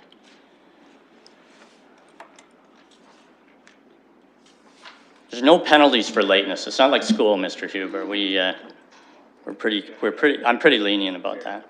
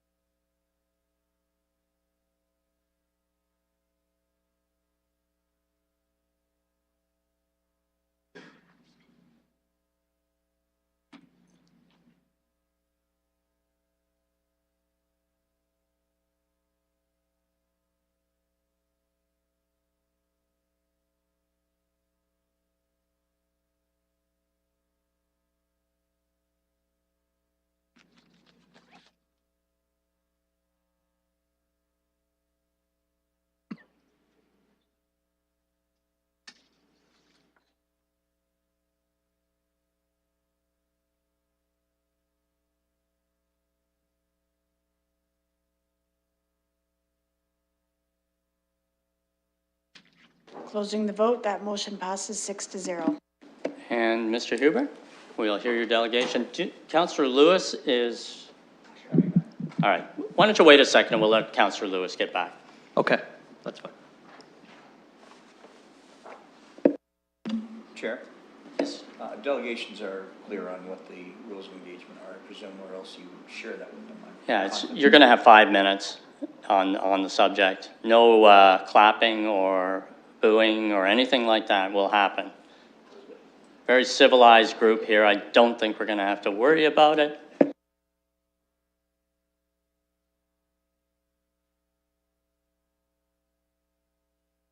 All right, that's it for Mr. Lewis. Go ahead, Mr. Huber. He's not coming back. So thanks for giving me the opportunity to provide delegation tonight. I actually left and walked over from the Forks of the Thames. The company I work at is the closest business to the Forks of the Thames. that actually exists there, which is, it's interesting because I know that I'm going to spend some of my lunches sitting down there watching what's going on at the river as a result of all these projects that are underway. And this is something that we're going to be living with the decisions and the recommendations that happen here within this committee and within this council for years to come in future generations. And from the first pick sessions, and I really appreciate the amount of work that went into the overall environmental assessment and the understanding that this is a lot more than a decision to do with Springbank Dam itself. And our organization has been involved in the process of deciding what to do with Springbank Dam well beyond when it initially failed, but going back to the initial rehabilitation itself and being a part of that science and engineering technical committee and trying to understand what was going to happen to the river when we put a structure in it. And I think we really need to stop and kind of look at how narrow and how close of a decision we're sitting on right now in terms of whether we completely remove the dam from the river or whether we remove its functionality, and what could end up sitting there is a concrete structure that's a remnant of what was probably a bad idea in the first place. And, you know, are we already looking at ideas and plans? Like, I understand former Councillor Bill Armstrong had some ideas of what to do with the bridge, but we really don't know what we're going to do with that. And if we're looking at access and pathways, there's a perfectly good bridge just downstream that connects to Byron from the Oak Ridge neighborhood. I don't think this is the only spot that we have to really look at how we cross a river. The other thing that's really concerned us over the last 6 months since the public information sessions was looking at the decision framework and the matrix itself in terms of how the weighting and the scoring of things like the technical and economic components and the environmental components and the other parts of that decision. And one of the issues that we had was that, you know, there wasn't a lot of transparency around how the cost estimates were arrived for the cost of decommissioning or partially removing the dam itself. And it's my understanding that the report that's included within that, the technical report that was made available, at least to us within the last couple weeks, had more detailed breakdowns, but those weren't necessarily available when the slides and the pick boards were being created and communicated to the public back in October and November. So as the public, we were being asked, and as stakeholders, to comment on the recommendation for what was thought to be done with this, but those recommendations were based on, at best, estimates of what they thought it might cost to either partially or fully decommission the dam. And those estimates were between 10 and 20 million to completely remove it and 1 to 5 million to partially decommission it. Those figures have changed. They're a lot more accurate in terms of what we're looking at right now. And I mean, at the end of the day, when it really gets down to it, we're seeing that a lot of dams are a lot cheaper to get out of the river than they were to put in them in the first place. It's not as expensive to remove a dam as we think, particularly when we don't have a large buildup of sediment that's sitting behind the dam that we need to figure out what to do with it or how that's going to release into the rest of the water system. So, you know, there's an opportunity here to just tear the whole thing out. And at the end of the day, that's going to be a one-time cost. We can wash our hands of it. We can work on stabilizing the South Shore Bank. We can restore the river back to what it was like well over 100 years ago before it was dammed.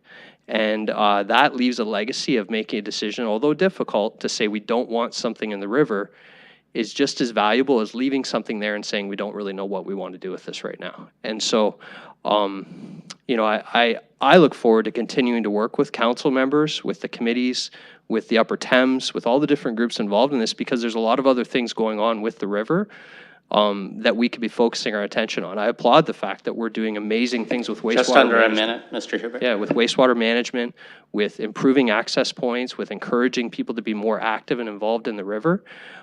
This one little piece, I think, sends a very strong message that London really genuinely cares about the health of the river above all else, and getting rid of that dam closes that chapter once and for all. So I hope that council will reject this, but really just push back and ask staff to go back and really take a look at those numbers and show us that that recommendation is best based on sound, predictable costs that we know are going to actually happen. And I think we'll see that it's more and more it leans in favor of full decommissioning.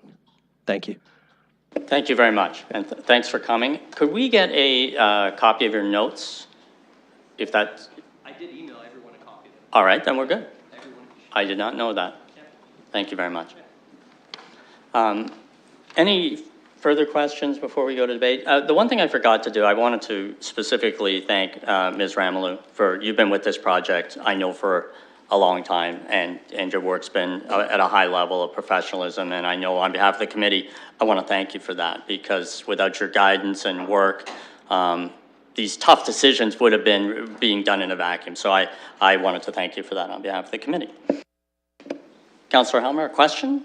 Yeah. Yeah, just briefly, through the chair to our staff, I know that some elements of the work that's been done through the EA process are time limited, in the sense that if works are not constructed, you'll need to restart some of them. So could you give the committee a sense of the timeline for something like an EIS, for example, that was done as part of this project, what the duration of that is, and when we'd have to restart it if we were to push construction or decommissioning of the dam, for example? If we push it outside of that window, what would be involved in redoing that? Sure. Through the chair, under current legislation, environmental assessments are valid for 10 years.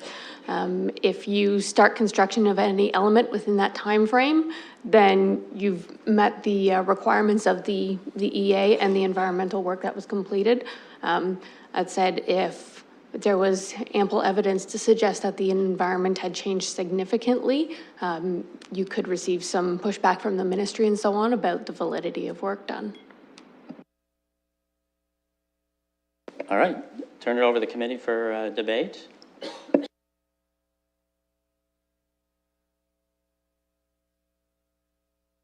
You don't want me to sing, so Councillor Pelosi. Thank you, Mr. Chair, and for staff and for the gentleman in the gallery for the comments on the Springbank Dam. Moving forward on to item C, being the preferred alternatives to the river, a couple of questions about those as well to staff. Wondering about the designs that we'd seen before us and how any of those designs would be affected by the flooding happening in the city and the river and use of access with that. And then I'll have a couple of follow-ups. Through the chair, the design of, it was very important from the very start that this area was considered from a flood perspective, because as all of you probably have seen, in a spring melt, there's a substantial amount of water. So it was always very important to be able to consider how the space would be used during those times, and then also ensure that they're safe during those times. So that was incredibly important to the design. So the design that's been proposed would be able to, during those periods of time during the year, be able to be stable so that they're not going to wash away or cause problems with them, but also be able to restrict movement from the public as well, to be able to access those areas during those times. So it was something that was a critical design criteria for that area. Thank you for that. And I just want to thank our partners from London Community Foundation before I move forward, that everything I raise as a question is not meant to be disrespectful, but recognizing all the things happening at council right now. And in regards to how the Ribbon Bridge would integrate with things, if we're looking at our existing roads in Kensington Bridge having 2 lanes of eastbound into downtown, a narrow bike lane and sidewalks, and Queens Ave Bridge being 2 lanes to the west with sidewalks on each. With back to the river, Kensington Bridge would be a pedestrian way heading in. And Queens Ave would be bi-directional traffic heading in and out. And recognizing what we have and have not done with BRT, as the BRT lanes would need Kensington Bridge and Queens Ave Bridge, where does it actually leave our pedestrians going? Recognizing that the Kensington Bridge is also a heritage bridge as well, of what can we actually do with those structures, and maybe we would actually need the Ribbon Bridge to help carry pedestrians in a safe manner into enjoying this new space that we're looking at building for an inaugural project. So just looking for clarifications of when we're back to the river and back to BRT, how are the 2 plans joining up? So through the chair, that has been a consideration with, of course, with rapid transit, the other hat I wear, and ensuring that there are pedestrian facilities there. There are currently. As for the alternative that was shown here that showed improved pedestrian facilities on the Kensington Bridge, that is a bit of a non-starter. As you mentioned, it is a heritage structure, and altering it to that extent it would not be supported by the community, by Latch and so on. So those pedestrian accesses and movement will have to be supported through the transportation master plan, the future rehabilitation of Queen Street Bridge, which can be, we determined through the BRT study, can be widened somewhat without impacting the river. We can cantilever a widening on that, and that's a more feasible option than altering a heritage bridge.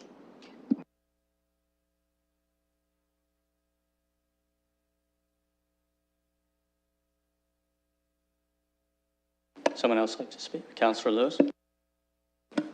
Thank you, Mr. Chair, and I'll let you keep an eye on the clock to make sure I don't exceed 5 minutes here. I'll try and be very brief. Colleagues, at the end of the day, we have to look at the reality here. We have a river management alternatives that scored very closely. We have dam alternatives that scored very closely. We had a land-based walkway, a do-nothing, and a suspension bridge option that scored all very closely on the preferred alternatives. We've spent, and I absolutely appreciate all of the time and energy that staff has put into this, and especially Ms. Ramlou and Mr. Mathers for enduring my questions over the last week. I will say, Ms. Ramlou, that Smarties lined up beside a glass is a perfectly good way to spend an evening. I really, when I looked back at the video of previous meetings from the former council, you know, I heard actually Councillor Van Holst ask a question, and we heard our Mr. Braum at the time say an EA should not presuppose an outcome. I heard Councillor Morgan ask about, we are going to have an opportunity to decouple these projects any time along the way, correct? And the response was yes. I heard Councillor Hopkins emphasize how important the health of the river and the water quality was to her. And I think they all made excellent points. And here we are, and this is not casting any shadow on staff, because as I said, they've put hard work into this, but here we are with a situation where we either have to send it back or accept all 5 clauses that are in the staff recommendation tonight, essentially. It's frustrating because when you look at the reality, the funds from the settlement of the dam need to be used to pay for the dam removal. That's going to use up those funds. We have a $4.1 million funding gap identified in the Forks of the River project right here in this report in table 4. We've got a situation where if we leave the dam in, well, we don't have funds to repurpose that either. We've been told that the suspension bridge is going to provide, you know, a performance stage potentially for the amphitheater on the shoreline. An amphitheater that's going to deal with the sounds of traffic on Kensington Bridge. An amphitheater that's going to have a stage that's not going to have sound and lights on it. I don't see any, and I think that the EA would frown negatively on lights and sound on the suspension bridge structure for performances. I don't think that that's good for the natural environment of the species that call that area home. We've talked about this in the strategic plan, and we said, well, you know, we'll have other opportunities to discuss this and reach a decision point. We could accept the staff recommendations as they are tonight and leave everybody hanging, waiting to see what's going to happen in the multi-year budget. We've already had $500,000 of provincial downloading added to the pending multi-year budget already. We are going to have a tough time keeping our multi-year budget at the 2.7% draft target that we just agreed was going to be our starting point. We face real challenges, and we come back to what I said during the strategic plan debate. It's a matter of priorities, and it's a matter of clarity and being honest with the folks, and that includes the folks up in the gallery from the London Community Foundation who've put time and energy into this and are left wondering, is it happening or is it not? And we could be 3 or 4 years down the road and still have them wondering, is it happening or is it not? So, colleagues, I'm going to encourage you tonight to take another approach. And we heard from staff that if we want to revisit some parts of these, we're talking about $100,000 to $200,000 in cost if we decouple one piece. So if we're looking at three pieces here, I think that considering a lot of the work has been done already, we can do this at a reasonable cost. I have shared with the clerk a draft motion that I'd like to bring forward now and see if there's support for. And that is as follows, that the One River EA be referred back to staff and that the terms of reference and problem opportunity statement be revised with the following considerations. 1, to remove consideration of the Back to the Rivers ribbon of the Thames concept. 2, to place a larger emphasis on minimizing the environmental impacts on the Thames River corridor.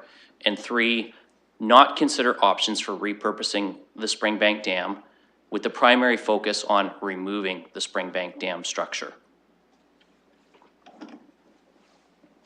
And that's the motion. I'll see if there's a seconder for that. To me, it's the value of having the river run as freely and naturally as possible.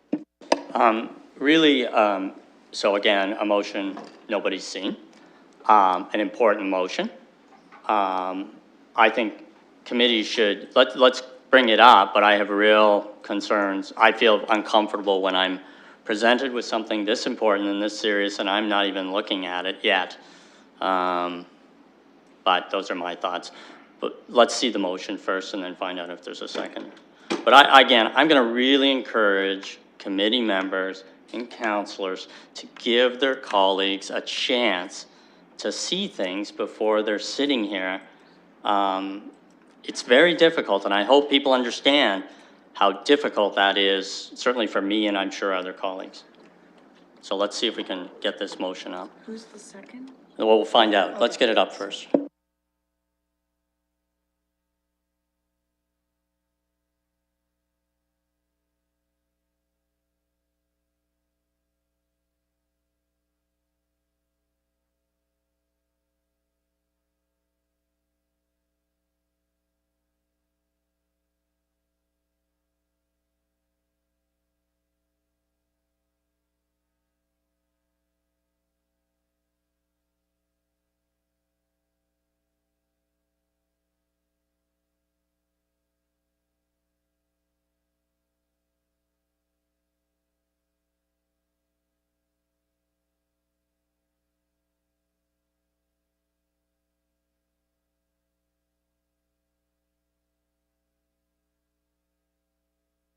Has everyone had an opportunity to read this now?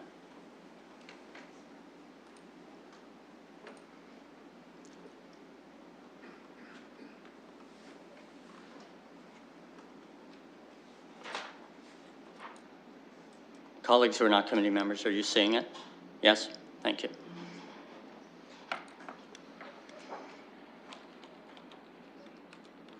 I think the best thing, let's find out if we have a seconder, and then we'll have a full opportunity for debate on this motion.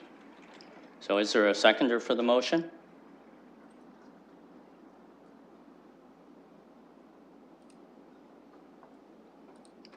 There doesn't appear to be a seconder for your motion, Councillor Lewis.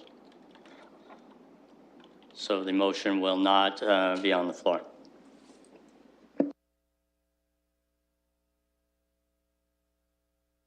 Anything further, Councillor? Yeah, then I'll, thank you, Mr. Chair.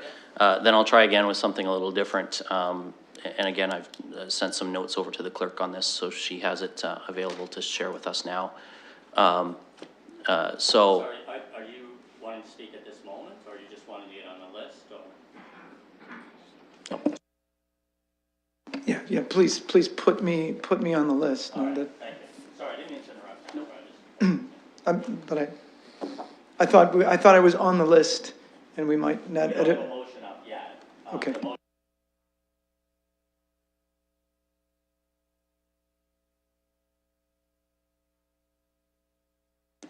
Okay, so the alternative then to this is, it's two parts actually.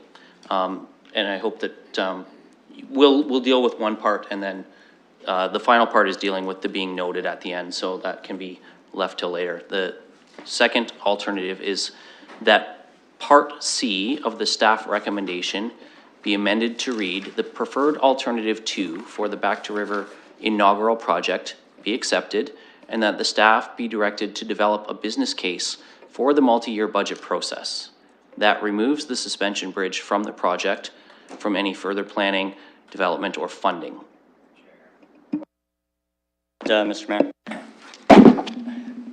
I'd have to look at the rules. I mean, in good faith, the councillor put a motion forward. It wasn't seconded, so he's trying to go through, it certainly appears through the side door, couldn't get in through the front door. And I thought there was some, did we not have, and I say this with respect to my colleague, is there not something from a protocol or rules, and I should know this better than anyone, but I'll beg off as one of the newer councillors about being able to put what is effectively the same material motion forward, but in a different format when the first was defeated or certainly not accepted. Can there be a ruling on that, please? Yeah, my ruling would be that first of all, I haven't seen the motion in its entirety, and I'm not going to harp on about that again, except I hope we're seeing the benefits of disclosure.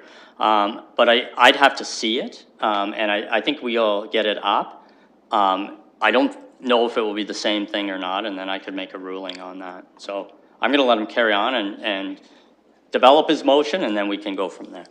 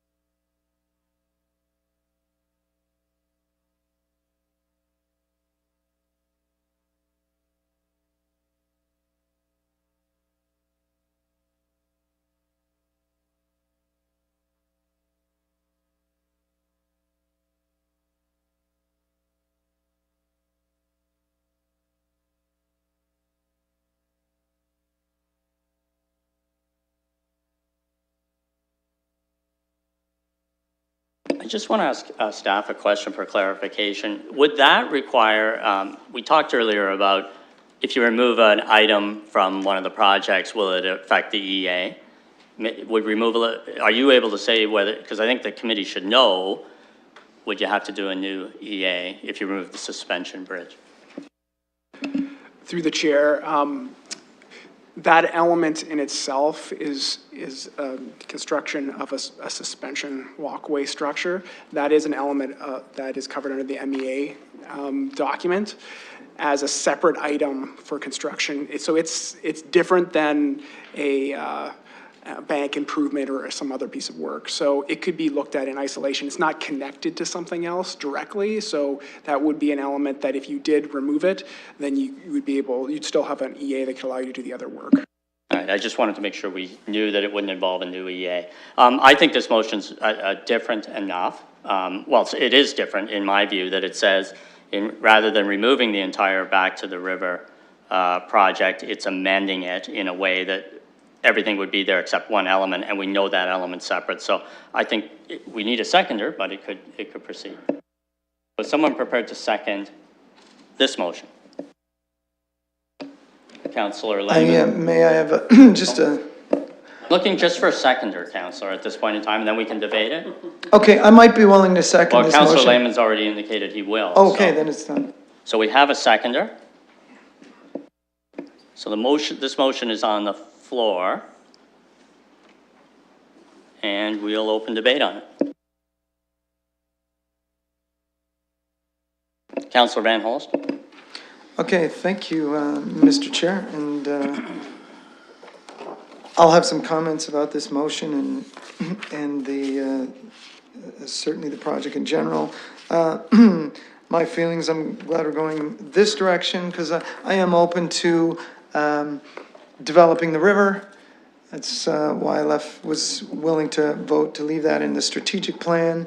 However, Councilor Lewis' concerns about funding are very, very relevant. This particular project, the Ribbon Bridge, was one that I was speaking against from the beginning. I never wanted this to be developed. I didn't want to spend the time doing this because I know when it came to the end, I wouldn't support it financially. That said, I'd be happy if somebody else wanted to build it. I'd be willing to leave a space within the Forks for this project to be built should another group want to fund it in its entirety.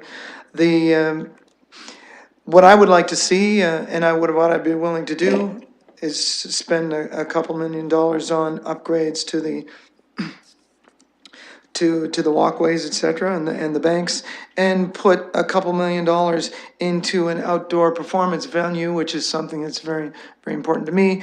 That's something I was talking about very early on in this project. I see there is an amphitheater here, and Mr. Lewis made a number of great comments about that. It's simply, as a performance venue, this is not something that would be usable by many groups. I would like, if we're going to design something for performance, I would like it to be designed by people, and certainly with the input of people that would be performing. And this would certainly not be the design we would end up with. So I think in terms of this motion, staff directing to develop a business case. If there was a business case with this in and out of it, I think that would be a good option.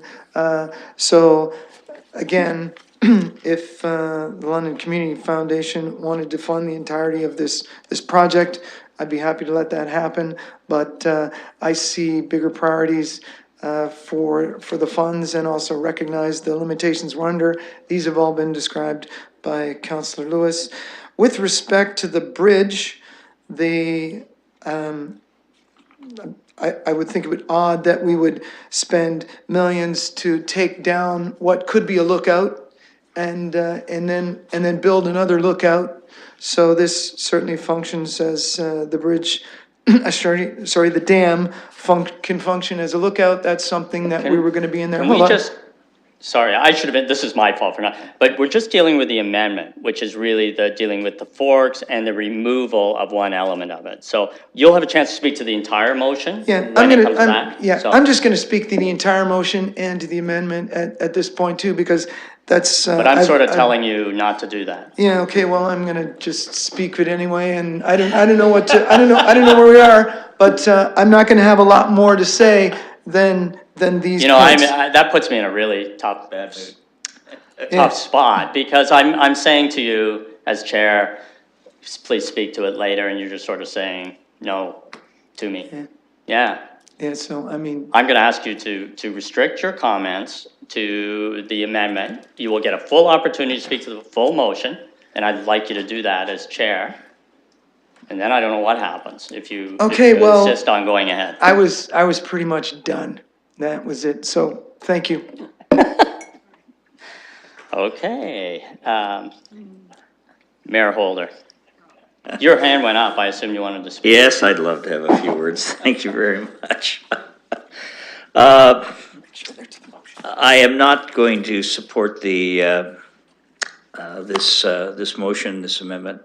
It's materially, Chair, with all respect, and I did not challenge the chair on this, but it's materially sufficiently similar to the one that did not get a second. But I'm not here to debate whether that's true or not. I'm not here to challenge you. I'm going to speak to why I'm not prepared to support this. One of the things that we would do in Ottawa, we used to encourage, when I was in federal politics, private-public partnerships. We thought that had tremendous value. And it meant we would defray a certain amount of broader taxpayer costs by having these relationships with different groups. And we found that to be a very successful pattern. Not sure how well we do that here in the city to this point, but here we have a unique opportunity where the where the London Community Foundation has come together to support this, this project in a big way and really take a lead role in it with other players. And we also encouraged, even in a meeting that I had with them, Chair, to that they might be able to help do some, encourage some additional support if they were able, but not with the notion, with deep respect to Councillor Van Holst, of underwriting the whole cost of this. A prior council had already allocated some $5 million towards this. But the reason that I don't support this beyond its similarities to the one that didn't get seconded were a couple of things. I think the economic opportunities in this are stronger than people realize. I think it becomes an obvious extension to downtown Dundas Place. Look at any world-class city, and you'll see some of the very striking things that that they have, from bridges to skyways to things that make them truly stand out. Provides amenity and cultural perspectives. We have the Soho connection, and you'll know that the Community Foundation, which is really looking, I think, to find ways to work with our city, is saying, look, we're prepared to help. They didn't threaten and say, if we don't do one, we don't get the other. But I would tell you that it would be very discouraging when, in good faith, this was done at a prior council, with a prior council. And not that that should tie us, but that it made sense to have this, this thing. You know, I had the U.S. Consul General in my office, Chair, and he said, I need to take a picture so people know I was in London. Where should I go? And they said, well, what about, so he said, what about the Forks of the Thames with the fountain going? And he said, well, I don't know. And he said, what about, so we said, well, what about Bud Gardens? You know, it's got excitement there. And he said, well, the best thing I've seen so far is like Joe Cool's. And great, but I think we can go beyond that. And when you think, again, what we're talking about, and we heard about the financial arguments about what we can or cannot afford, let me tell you, and by the way, I like Joe Cool's for the record. And that is, we're talking capital versus operating, and capital is set aside for specific purposes, very different from operating. And I know financial times are challenging, but I'm confident that we can work with staff to find a way to financially support this. And I wouldn't mind giving a gentle, thoughtful nudge if we get the support from the Community Foundation. Can they help a little bit more than they have? And they've already done a lot.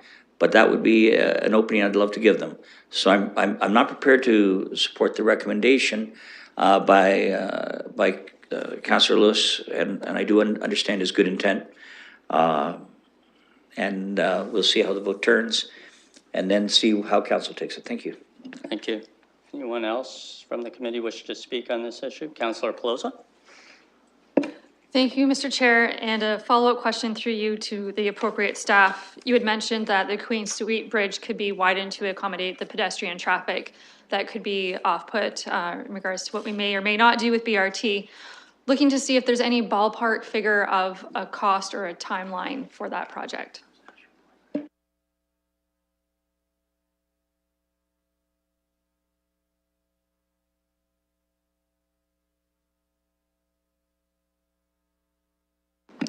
Sorry, through the chair, a little internal debate because I'm trying to remember because transportation had some funds set aside for needed rehabilitation, and then there's also the widening that's carried in the BRT project. So I know it's about $1 million, but I'm not sure if it was the entire project or if some of it is being carried in the transportation budget. So if Mr. McCrae doesn't know offhand, that's certainly a number that we can get back to you with.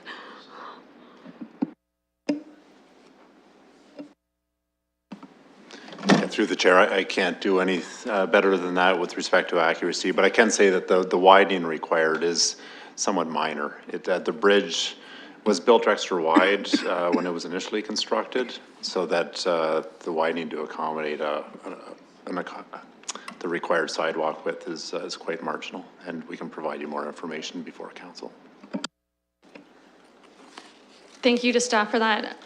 My thought process is going from the space of, if we took that money allocated for that project and then put it into the bridge at the Forks, but actually had that bridge connecting in, would it be a more scenic, pleasurable, attractive destination, bringing people in of the separated infrastructure? You're not beside bikes and cars. And certainly that would be feedback that we would need to get from our partners at London Community Foundation of just what their thoughts are on that, or if it's quite offensive to them. Is that a question? Because you're asking people about whether something's more pleasurable, or I don't. Yeah, it was just if the money's sitting there with the staff, or if we're to vote on yes or no for this, I guess a person like you, staff said, the EA is already there, that if this is a no now, it could always be a yes later, because. But I just wonder if it's a question. I'm not getting your question, I guess, and maybe that's just me. It's probably more of a thought process Right. at this point. That's the issue, Mr. Chair, of just the path forward with what we need, with what the questions we don't know with BRT and the westbound leg and the northbound leg of how that could integrate into our other projects. Through the chair, firstly, if you're looking at if there's additional funding, and if I've got this wrong, absolutely call me on it. If you're saying that if we don't build the bridge, can we use that as part, sorry, the suspended walkway, if we don't construct that, can we apply that to the other bridge structure? Firstly, we don't have funding to support the suspended walkway at this point. We only have what has been set aside, which is $5 million. That's about enough to do the site work, but that wouldn't be enough to do this, to the actual raised walk, the suspended walkway. I think we know that there'll be a couple $1 million that London Community Foundation is be able to work with donors on, and that's specifically for the suspended walkway. However, that would really be up to their donors and the Community Foundation whether they would want to apply that to a different type of project.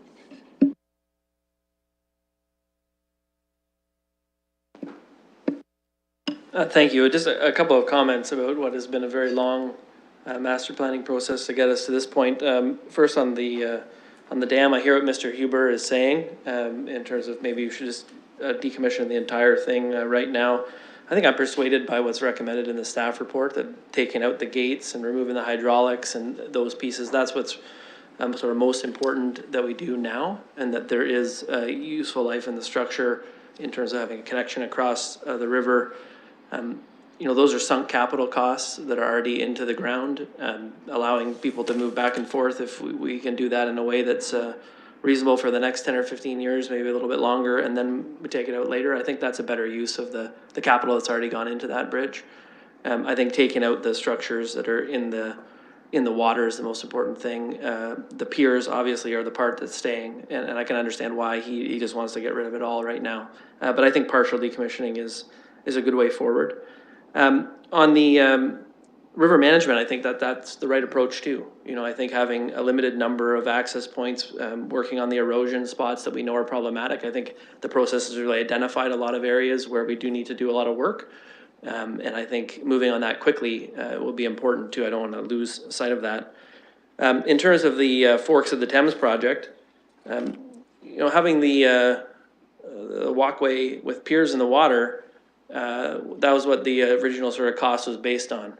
And I'm glad we're moving away from that, because you can see that the piers in the water is not as good for the natural environment. And I think myself, I'm quite comfortable with having a more expensive suspended walkway that is better for the environment in that area. I understand where Councillor Lewis is coming from. He's never supported the idea of having the suspended walkway. He's tried every possible time he can to stop it from happening. He's going to keep trying until we make a decision about it. So, I mean, I understand where he's coming from. I'm not persuaded by any of the arguments that he has made so far. I think having an amazing urban park in the heart of our city is really important. I think that the design for this particular park is really good. And I think that this suspended walkway is adding a lot to what is already a pretty cool park. So I think we could take it to another level by doing the terracing the way that it has been suggested. I think that the improvements, frankly, that have come from the EA process have made the overall plan better. And so I support that. I do think we're gonna have to think hard about the budget side and how we're gonna do that. But this is not anything particularly unusual. All the budget decisions are tough budget decisions. We have to decide what kind of parks we're gonna do. We do recreation centers that cost, you know, $25 million, $30 million. Those are all very expensive things, but they add a lot of value. And the downtown, you know, more and more people are gonna be living there if we do things properly. There's very limited space. And so, of course, the things that we can do in that space, they're a bit more expensive than you can do elsewhere. Because we're working with limited options, we have to work around the natural environment that is there. We are a city that has a river running right through the middle of it. And I think this is a pretty cost-effective option.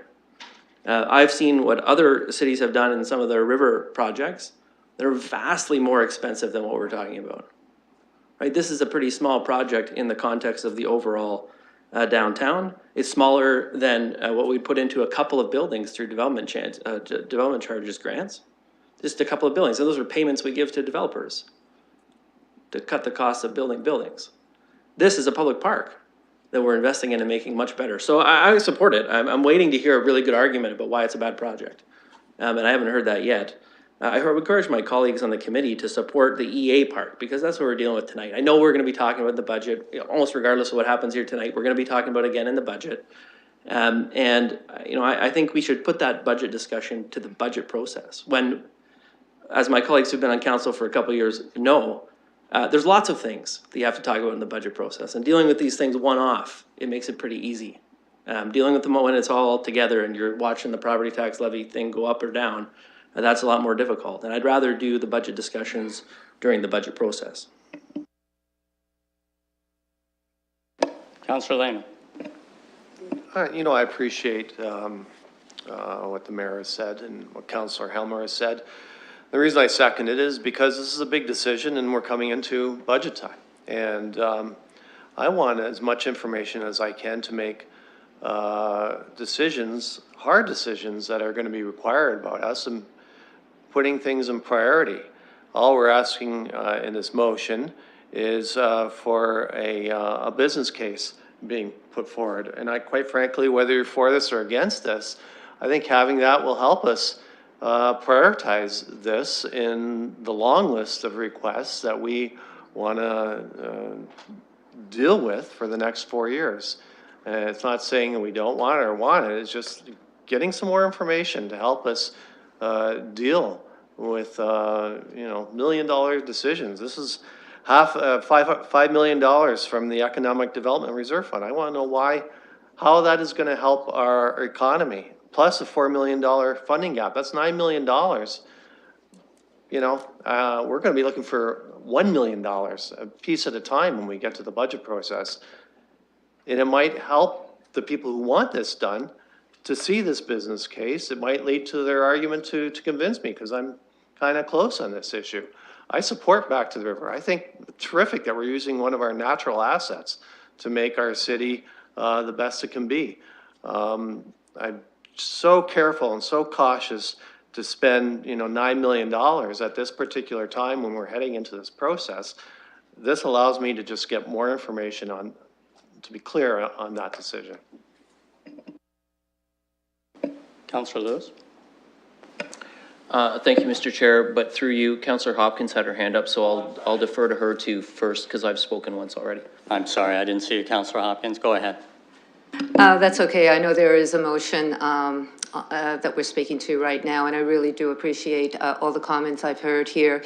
And I understand, Councillor Lehman, your concerns, and I would like to ask through you, Mr. Chair, to staff regarding the business case that's required to remove that part, the suspension bridge. I wonder if staff is able to provide some information already right now.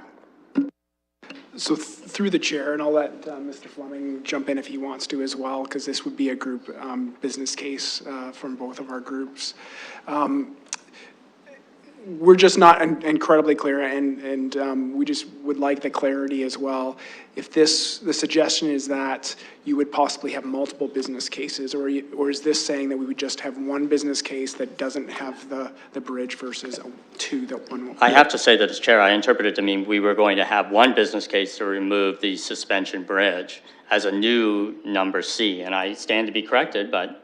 Yeah, actually, I really appreciate that question because I think it is an important one. In saying that we accept preferred alternative 2, well, that suspension bridge was part of preferred alternative 2. What it is directing is staff to develop a business case that we could consider in the multi-year budget that removes the suspension bridge from the project. That suspension bridge, however, is still part of preferred alternative 2, So my interpretation was that in the multi-year budget, we would actually get two choices. We would get, here's the project if we do everything, here's the project if we don't do this. Because this is the piece that I have a problem with. And I've said this before in debate, I don't have issue with some of the shoreline mitigation measures, some of the other improvements around the grounds to the pathway. So to me, this is asking staff to bring forward an option that is not currently part of the preferred alternative. All right, I have to say that's not the interpretation I would put on the wording. I think it would be really helpful if it was if that's what you want, that it should have been a separate matter, that there be another consideration, or something that's clear, because staff wasn't clear. I certainly wasn't clear. I thought you were changing C, and I don't know if I'm the only one, but that's what it says to me. So can we clean up the wording so that we're aware that you're actually... Chair, point of order though, please. Can we Sure. do this without going through a whole round of debates again on this issue? That would be great. I don't control and tell people to stop speaking. No. Goodness knows, No, but I feel that way sometimes. But there's, no, I appreciate that, but there's a motion on the floor that we can accept or not, as the case may be, without going around the world again. Or if we revise it again, it gives the world the chance to do it one more time. And brevity sometimes is the soul of wit, which has not been so obvious tonight. And No. I'll be one of those blameworthy for that, let me tell you. What I think, I'd like to clarify it, because it isn't, the wording from my point of view, anyone who says this is clear as to what it means from Councillor Lewis, can I just finish? Councillor Lewis's interpretation, I don't agree. I think it's very unclear. And staff wants clarification. If we clarify it, I would hope that council, committee's not going to enter into an entire new round of debate. I have to agree that we're hearing the same song, to some extent, repeated over and over again. So I think I'll ask, before we finish, I'll ask staff if they can clarify it, that in fact, you're really creating two alternatives. The other thing I would point out, Councillor, is, and this was going to be part of my argument, was just leaving it as is would enable us, because of what Mr. Mather said, to remove pieces as we get to the budget part of it. And I was going to be more comfortable with that. But I certainly won't repeat myself again about why it's really a good idea to get motions out before we meet, but, I'll say it again. So I'm going to ask the clerk to clean up the language. I understand what the mayor is saying, and I hope the committee will understand that also, as to what we're doing, and I hope we can get to voting soon. Councillor Van Holst. Thank you very much. I would just make the suggestion of adding that staff be directed to develop a second business case, and that might be I would interpret that in a way that would allow me to vote immediately. Yeah, and that's all we're going to do at this point in time.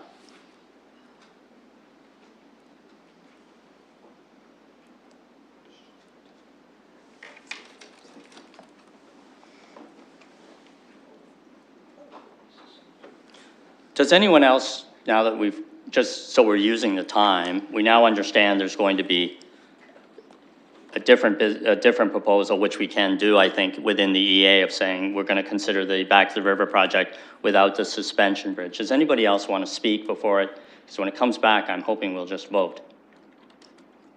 Okay, so I'm just going to speak for the chair briefly to indicate.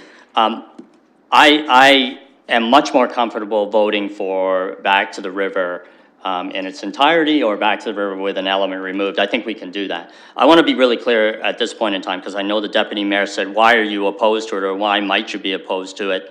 I haven't made up my mind, and I've expressed skepticism, so I want to tell him, it's about the money. It's absolutely about the money. And it's about other alternatives that we're hearing within the City of London that we need to spend money on every day. The second part of it is, and I want to be really clear, is that at the meeting, I said to the Back to the River, would it be at all possible to do the other part first, the other lands where there was an affordable housing element? And frankly, I was given a pretty blunt answer, which was no, it's the Forks or nothing. And that was from someone who said that to me. So I've accepted that answer. that it's the forks or nothing, and my mind remains undecided as to whether I'm prepared to use that amount of public money on a park when we have so many other priorities in the City of London. So that's my answer. So I'll be supporting the amendment to present the other business case, but I'm still undecided on the entirety of Back to the River.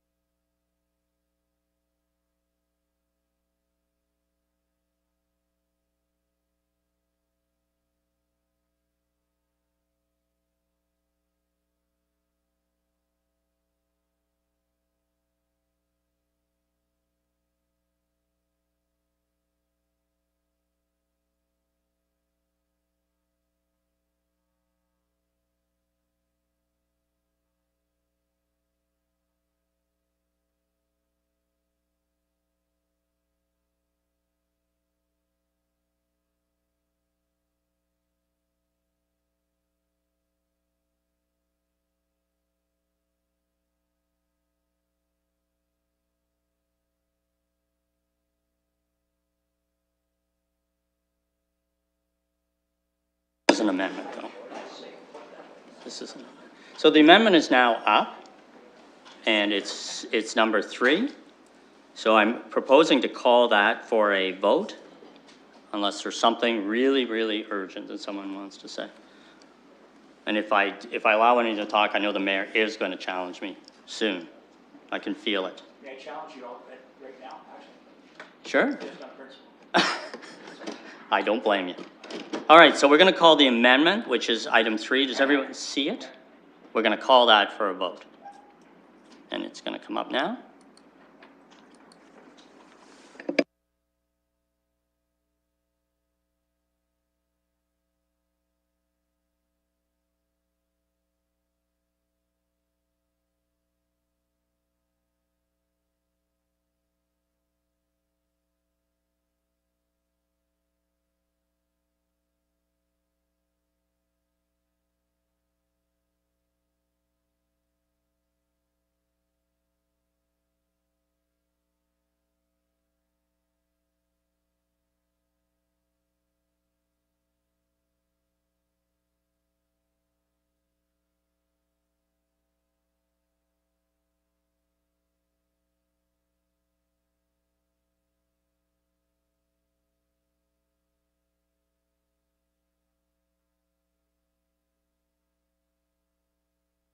Closing the vote, that motion passes 5-1.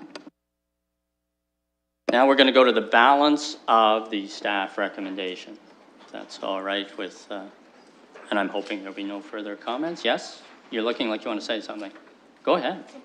It's your prerogative. Go ahead, Councillor. Thank you, Mr. Chair, and I would propose an amendment to A, similar to what we just did in C, of asking staff to bring forward in the budget cycle alternative of leaving the dam partial removal versus full removal.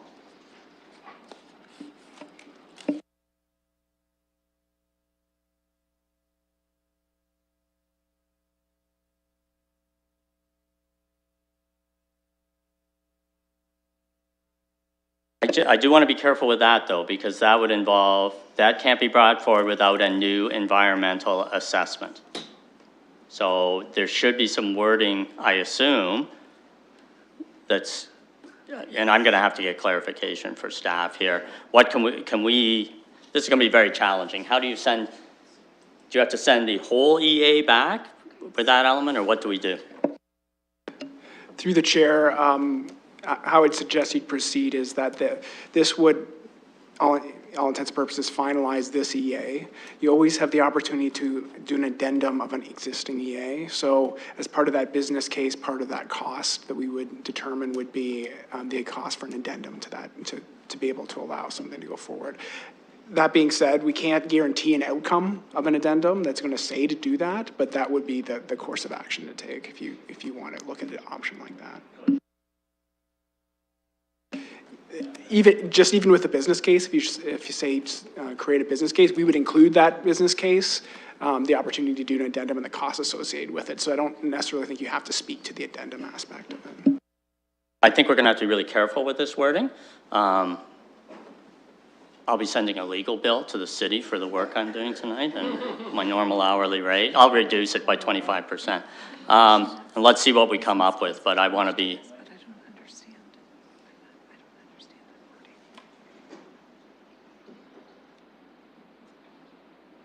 Ms. Ramelow is probably thinking, someday I'll be done with this project.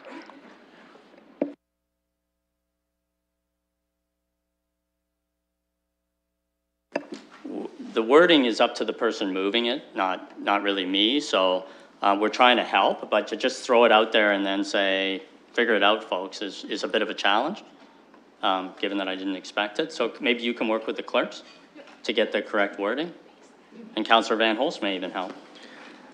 Not this time. The mayor will consider challenging me further. That might be fun too. The issue that seemed to come up is that the costs might not have been the same as expected or based on this. Is there a way staff can confirm those to us? I think they might be able to just tell me the difference between those two costs, and I would be able to decide whether or not I want you to do the work before coming back with a business case. So it might be, I'd like to just test the waters with that kind of information if it's possible. The challenge is we're having people working on wording, and you're proposing something, and this is not great. Okay, well then, I guess I'm going to vote against this, believing that because it's not. You don't know what it is yet because it hasn't been drafted. I've decided already. Beg your pardon? So, however, I used to run such good committee meetings in the old days. What I'm pointing out is that the piece of information about the cost could come to us much sooner than an entire business case. And so at some point, I would maybe I could request that at council, and then that would help me decide on this. But Councillor, you've sort of decided today that you're going to just talk and sort of not stay within the parameters. Okay, well, I'm going to say a kind of point of privilege. Now, I want to tell you that when I was talking about the back to the river, the ribbon branch, when I was talking about that, it's a lookout. And so the fact that we've already have the potential for another lookout, those two things are connected. So I don't think they were necessarily separate. So I didn't challenge the chair on that, but there it is. So okay. I'm not trying to be, and I'm not trying to make the decision longer. This is a way for me to make it quicker. If I knew the difference between the prices, well, why don't we get an answer to that question, and then we'll let them draft something, and then we'll vote. Ms. Ramelow, I think that's fair. We haven't identified sort of what would the difference in cost between partial removal and full removal be. Sure. So through the chair, it was alluded to, so in the early days, the initial PIC had an extremely high level estimate that put partial removal at 1 to 5 million, full removal at over 10 million. Through the inspection reports and as a more detailed estimate became available, we were able to narrow that. The estimate for partial removal is about 2.2 million, full removal about 5.6. At this level of estimate, you apply a minus 50 plus 100. So that's how you get to the 1 to 4 million for partial removal, or the just about 3 to 11 point something for full removal. So regardless, you're looking at 2 to 3 times more for full removal over partial at this point in time. So thank you, Mr. Chair. I find that piece of information very valuable in making this decision, because I do also see value in having a lookout as opposed to removing the dam.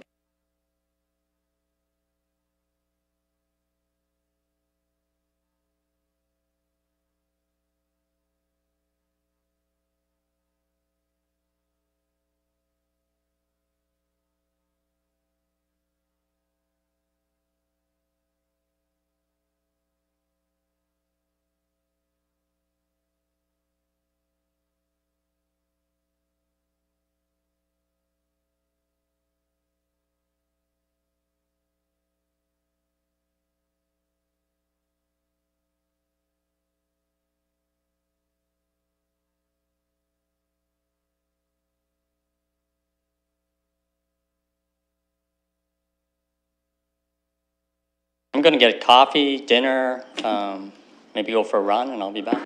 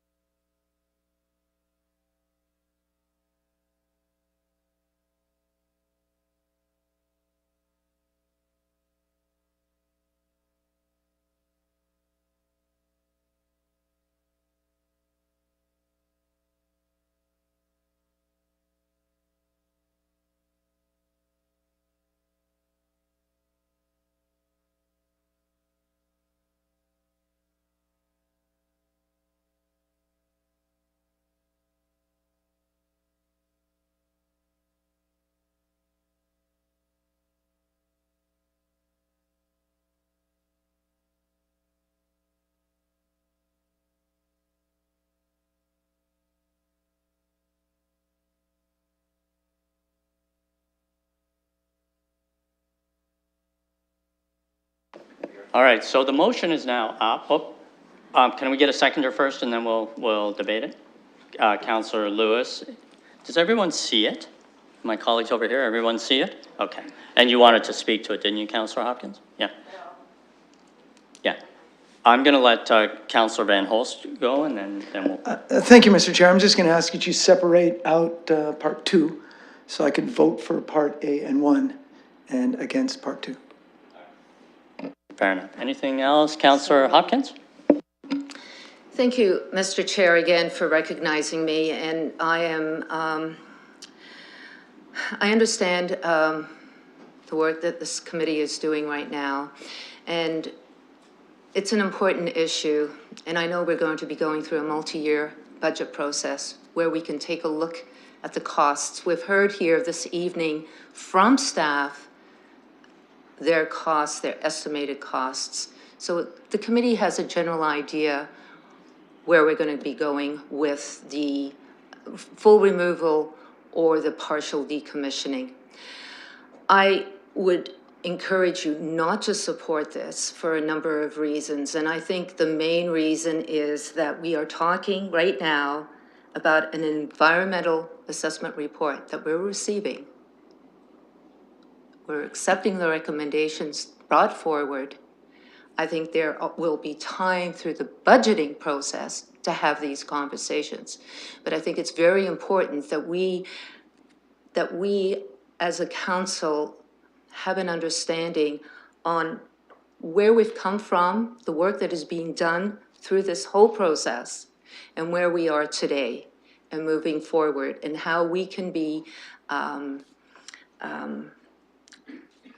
I guess I'm just going to boil down to there's nothing here I have heard that would convince me to change the process.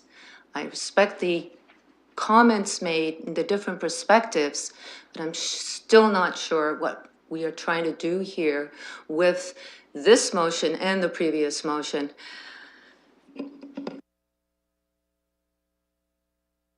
Anything further? Councillor Lewis? Thank you, Mr. Chair, and I wasn't going to speak to this, but I will. I've always been in favor of full removal of the Springbank Dam, and I think I alluded to earlier what we're trying to accomplish here. We heard, and again, go back and watch the live stream videos, repeated assurances that we are going to be able to make, change decisions along the way, go with one and not the other item. And then we get here tonight and are told that if we're not careful, the whole EA has to go back. So I think what we're doing tonight is setting up opportunities for some hard, difficult discussions at the multi-year budget process, but at least ensuring that that comes forward in the multi-year budget process. I mean, I heard earlier that, when it came to the suspension bridge, we haven't heard a good reason for not doing it. Well, I mean, honestly, I hadn't heard a good reason for doing it. But I think with the Springbank Dam, we've absolutely heard good reasons for both options. I think we've heard there's a much greater environmental impact for removing it right now, but that there are other considerations for partial removal. I want to have both options available in the budget discussion. We're going to have some very difficult budget talks, and so that's why I'm encouraging colleagues to support this, because I think it's important that we don't close doors on full removal just yet. If we can find money for a suspension bridge, then I think that there's money to be found for removing the dam too. So if we're gonna spend, well, we have to ask where we're gonna spend. And I think having that option available still in the budget process is fair, and I'll be supporting this. Anything further? All right, just, we're going to call them separately. We're going to call A1. That should be number 4. What do you mean? It'll be resolution number 4. Yes. Yeah. And this is under, if you look at 4, we'll be calling A1 first, which is to accept the alternative that was in the EA process.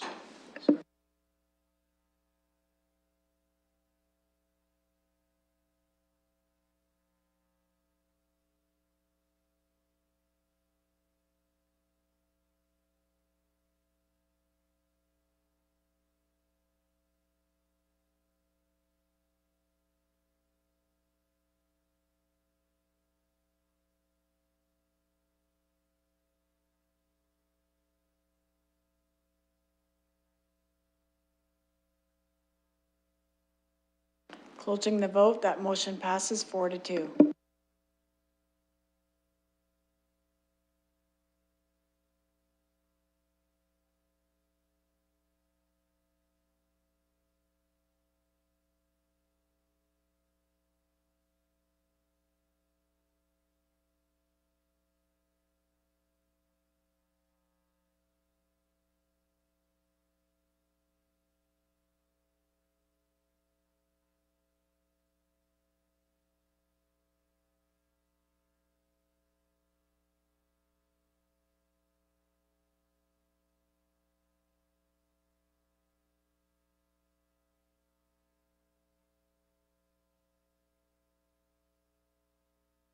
Closing the vote, that motion failed 3-3.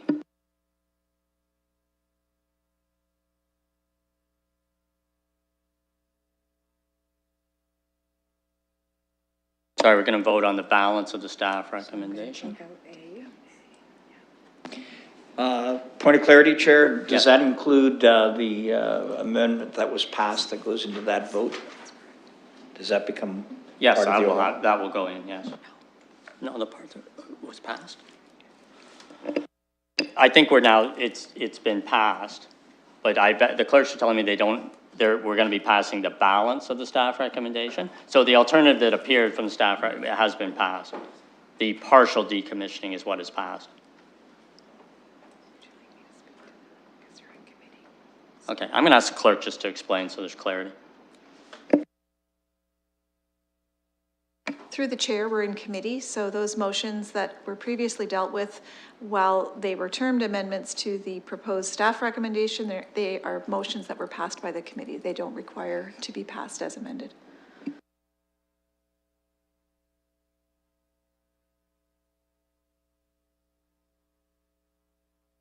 We need need movers? Yes. We need a mover and seconder for the balance of the motion. Moved by the mayor, seconder. Okay. The staff recommendation, absent the two things we approved, if you, the clerk just said they don't have to go back in. Okay? Councillor Lehman. So unless there's something different, I'll call the vote.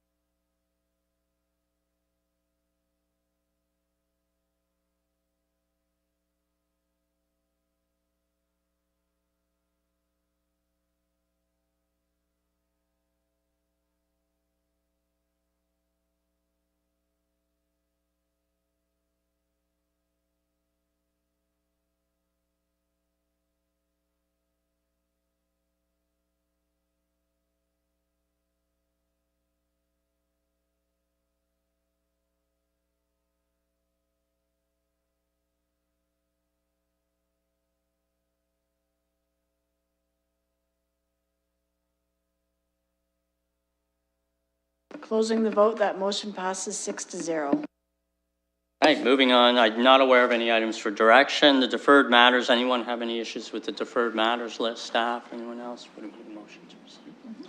Just need a motion to receive that. Moved by Councillor Lewis, seconded by Councillor Lehman. We will vote. Now, did Councillor Van Hulst leave? He's gone. Walked out. Okay, so we take him from the. Okay.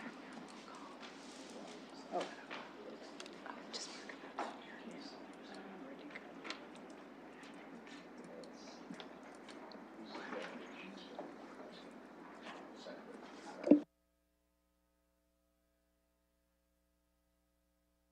Mr. Mayor? Oh, there he is. He's good. Oh, yeah.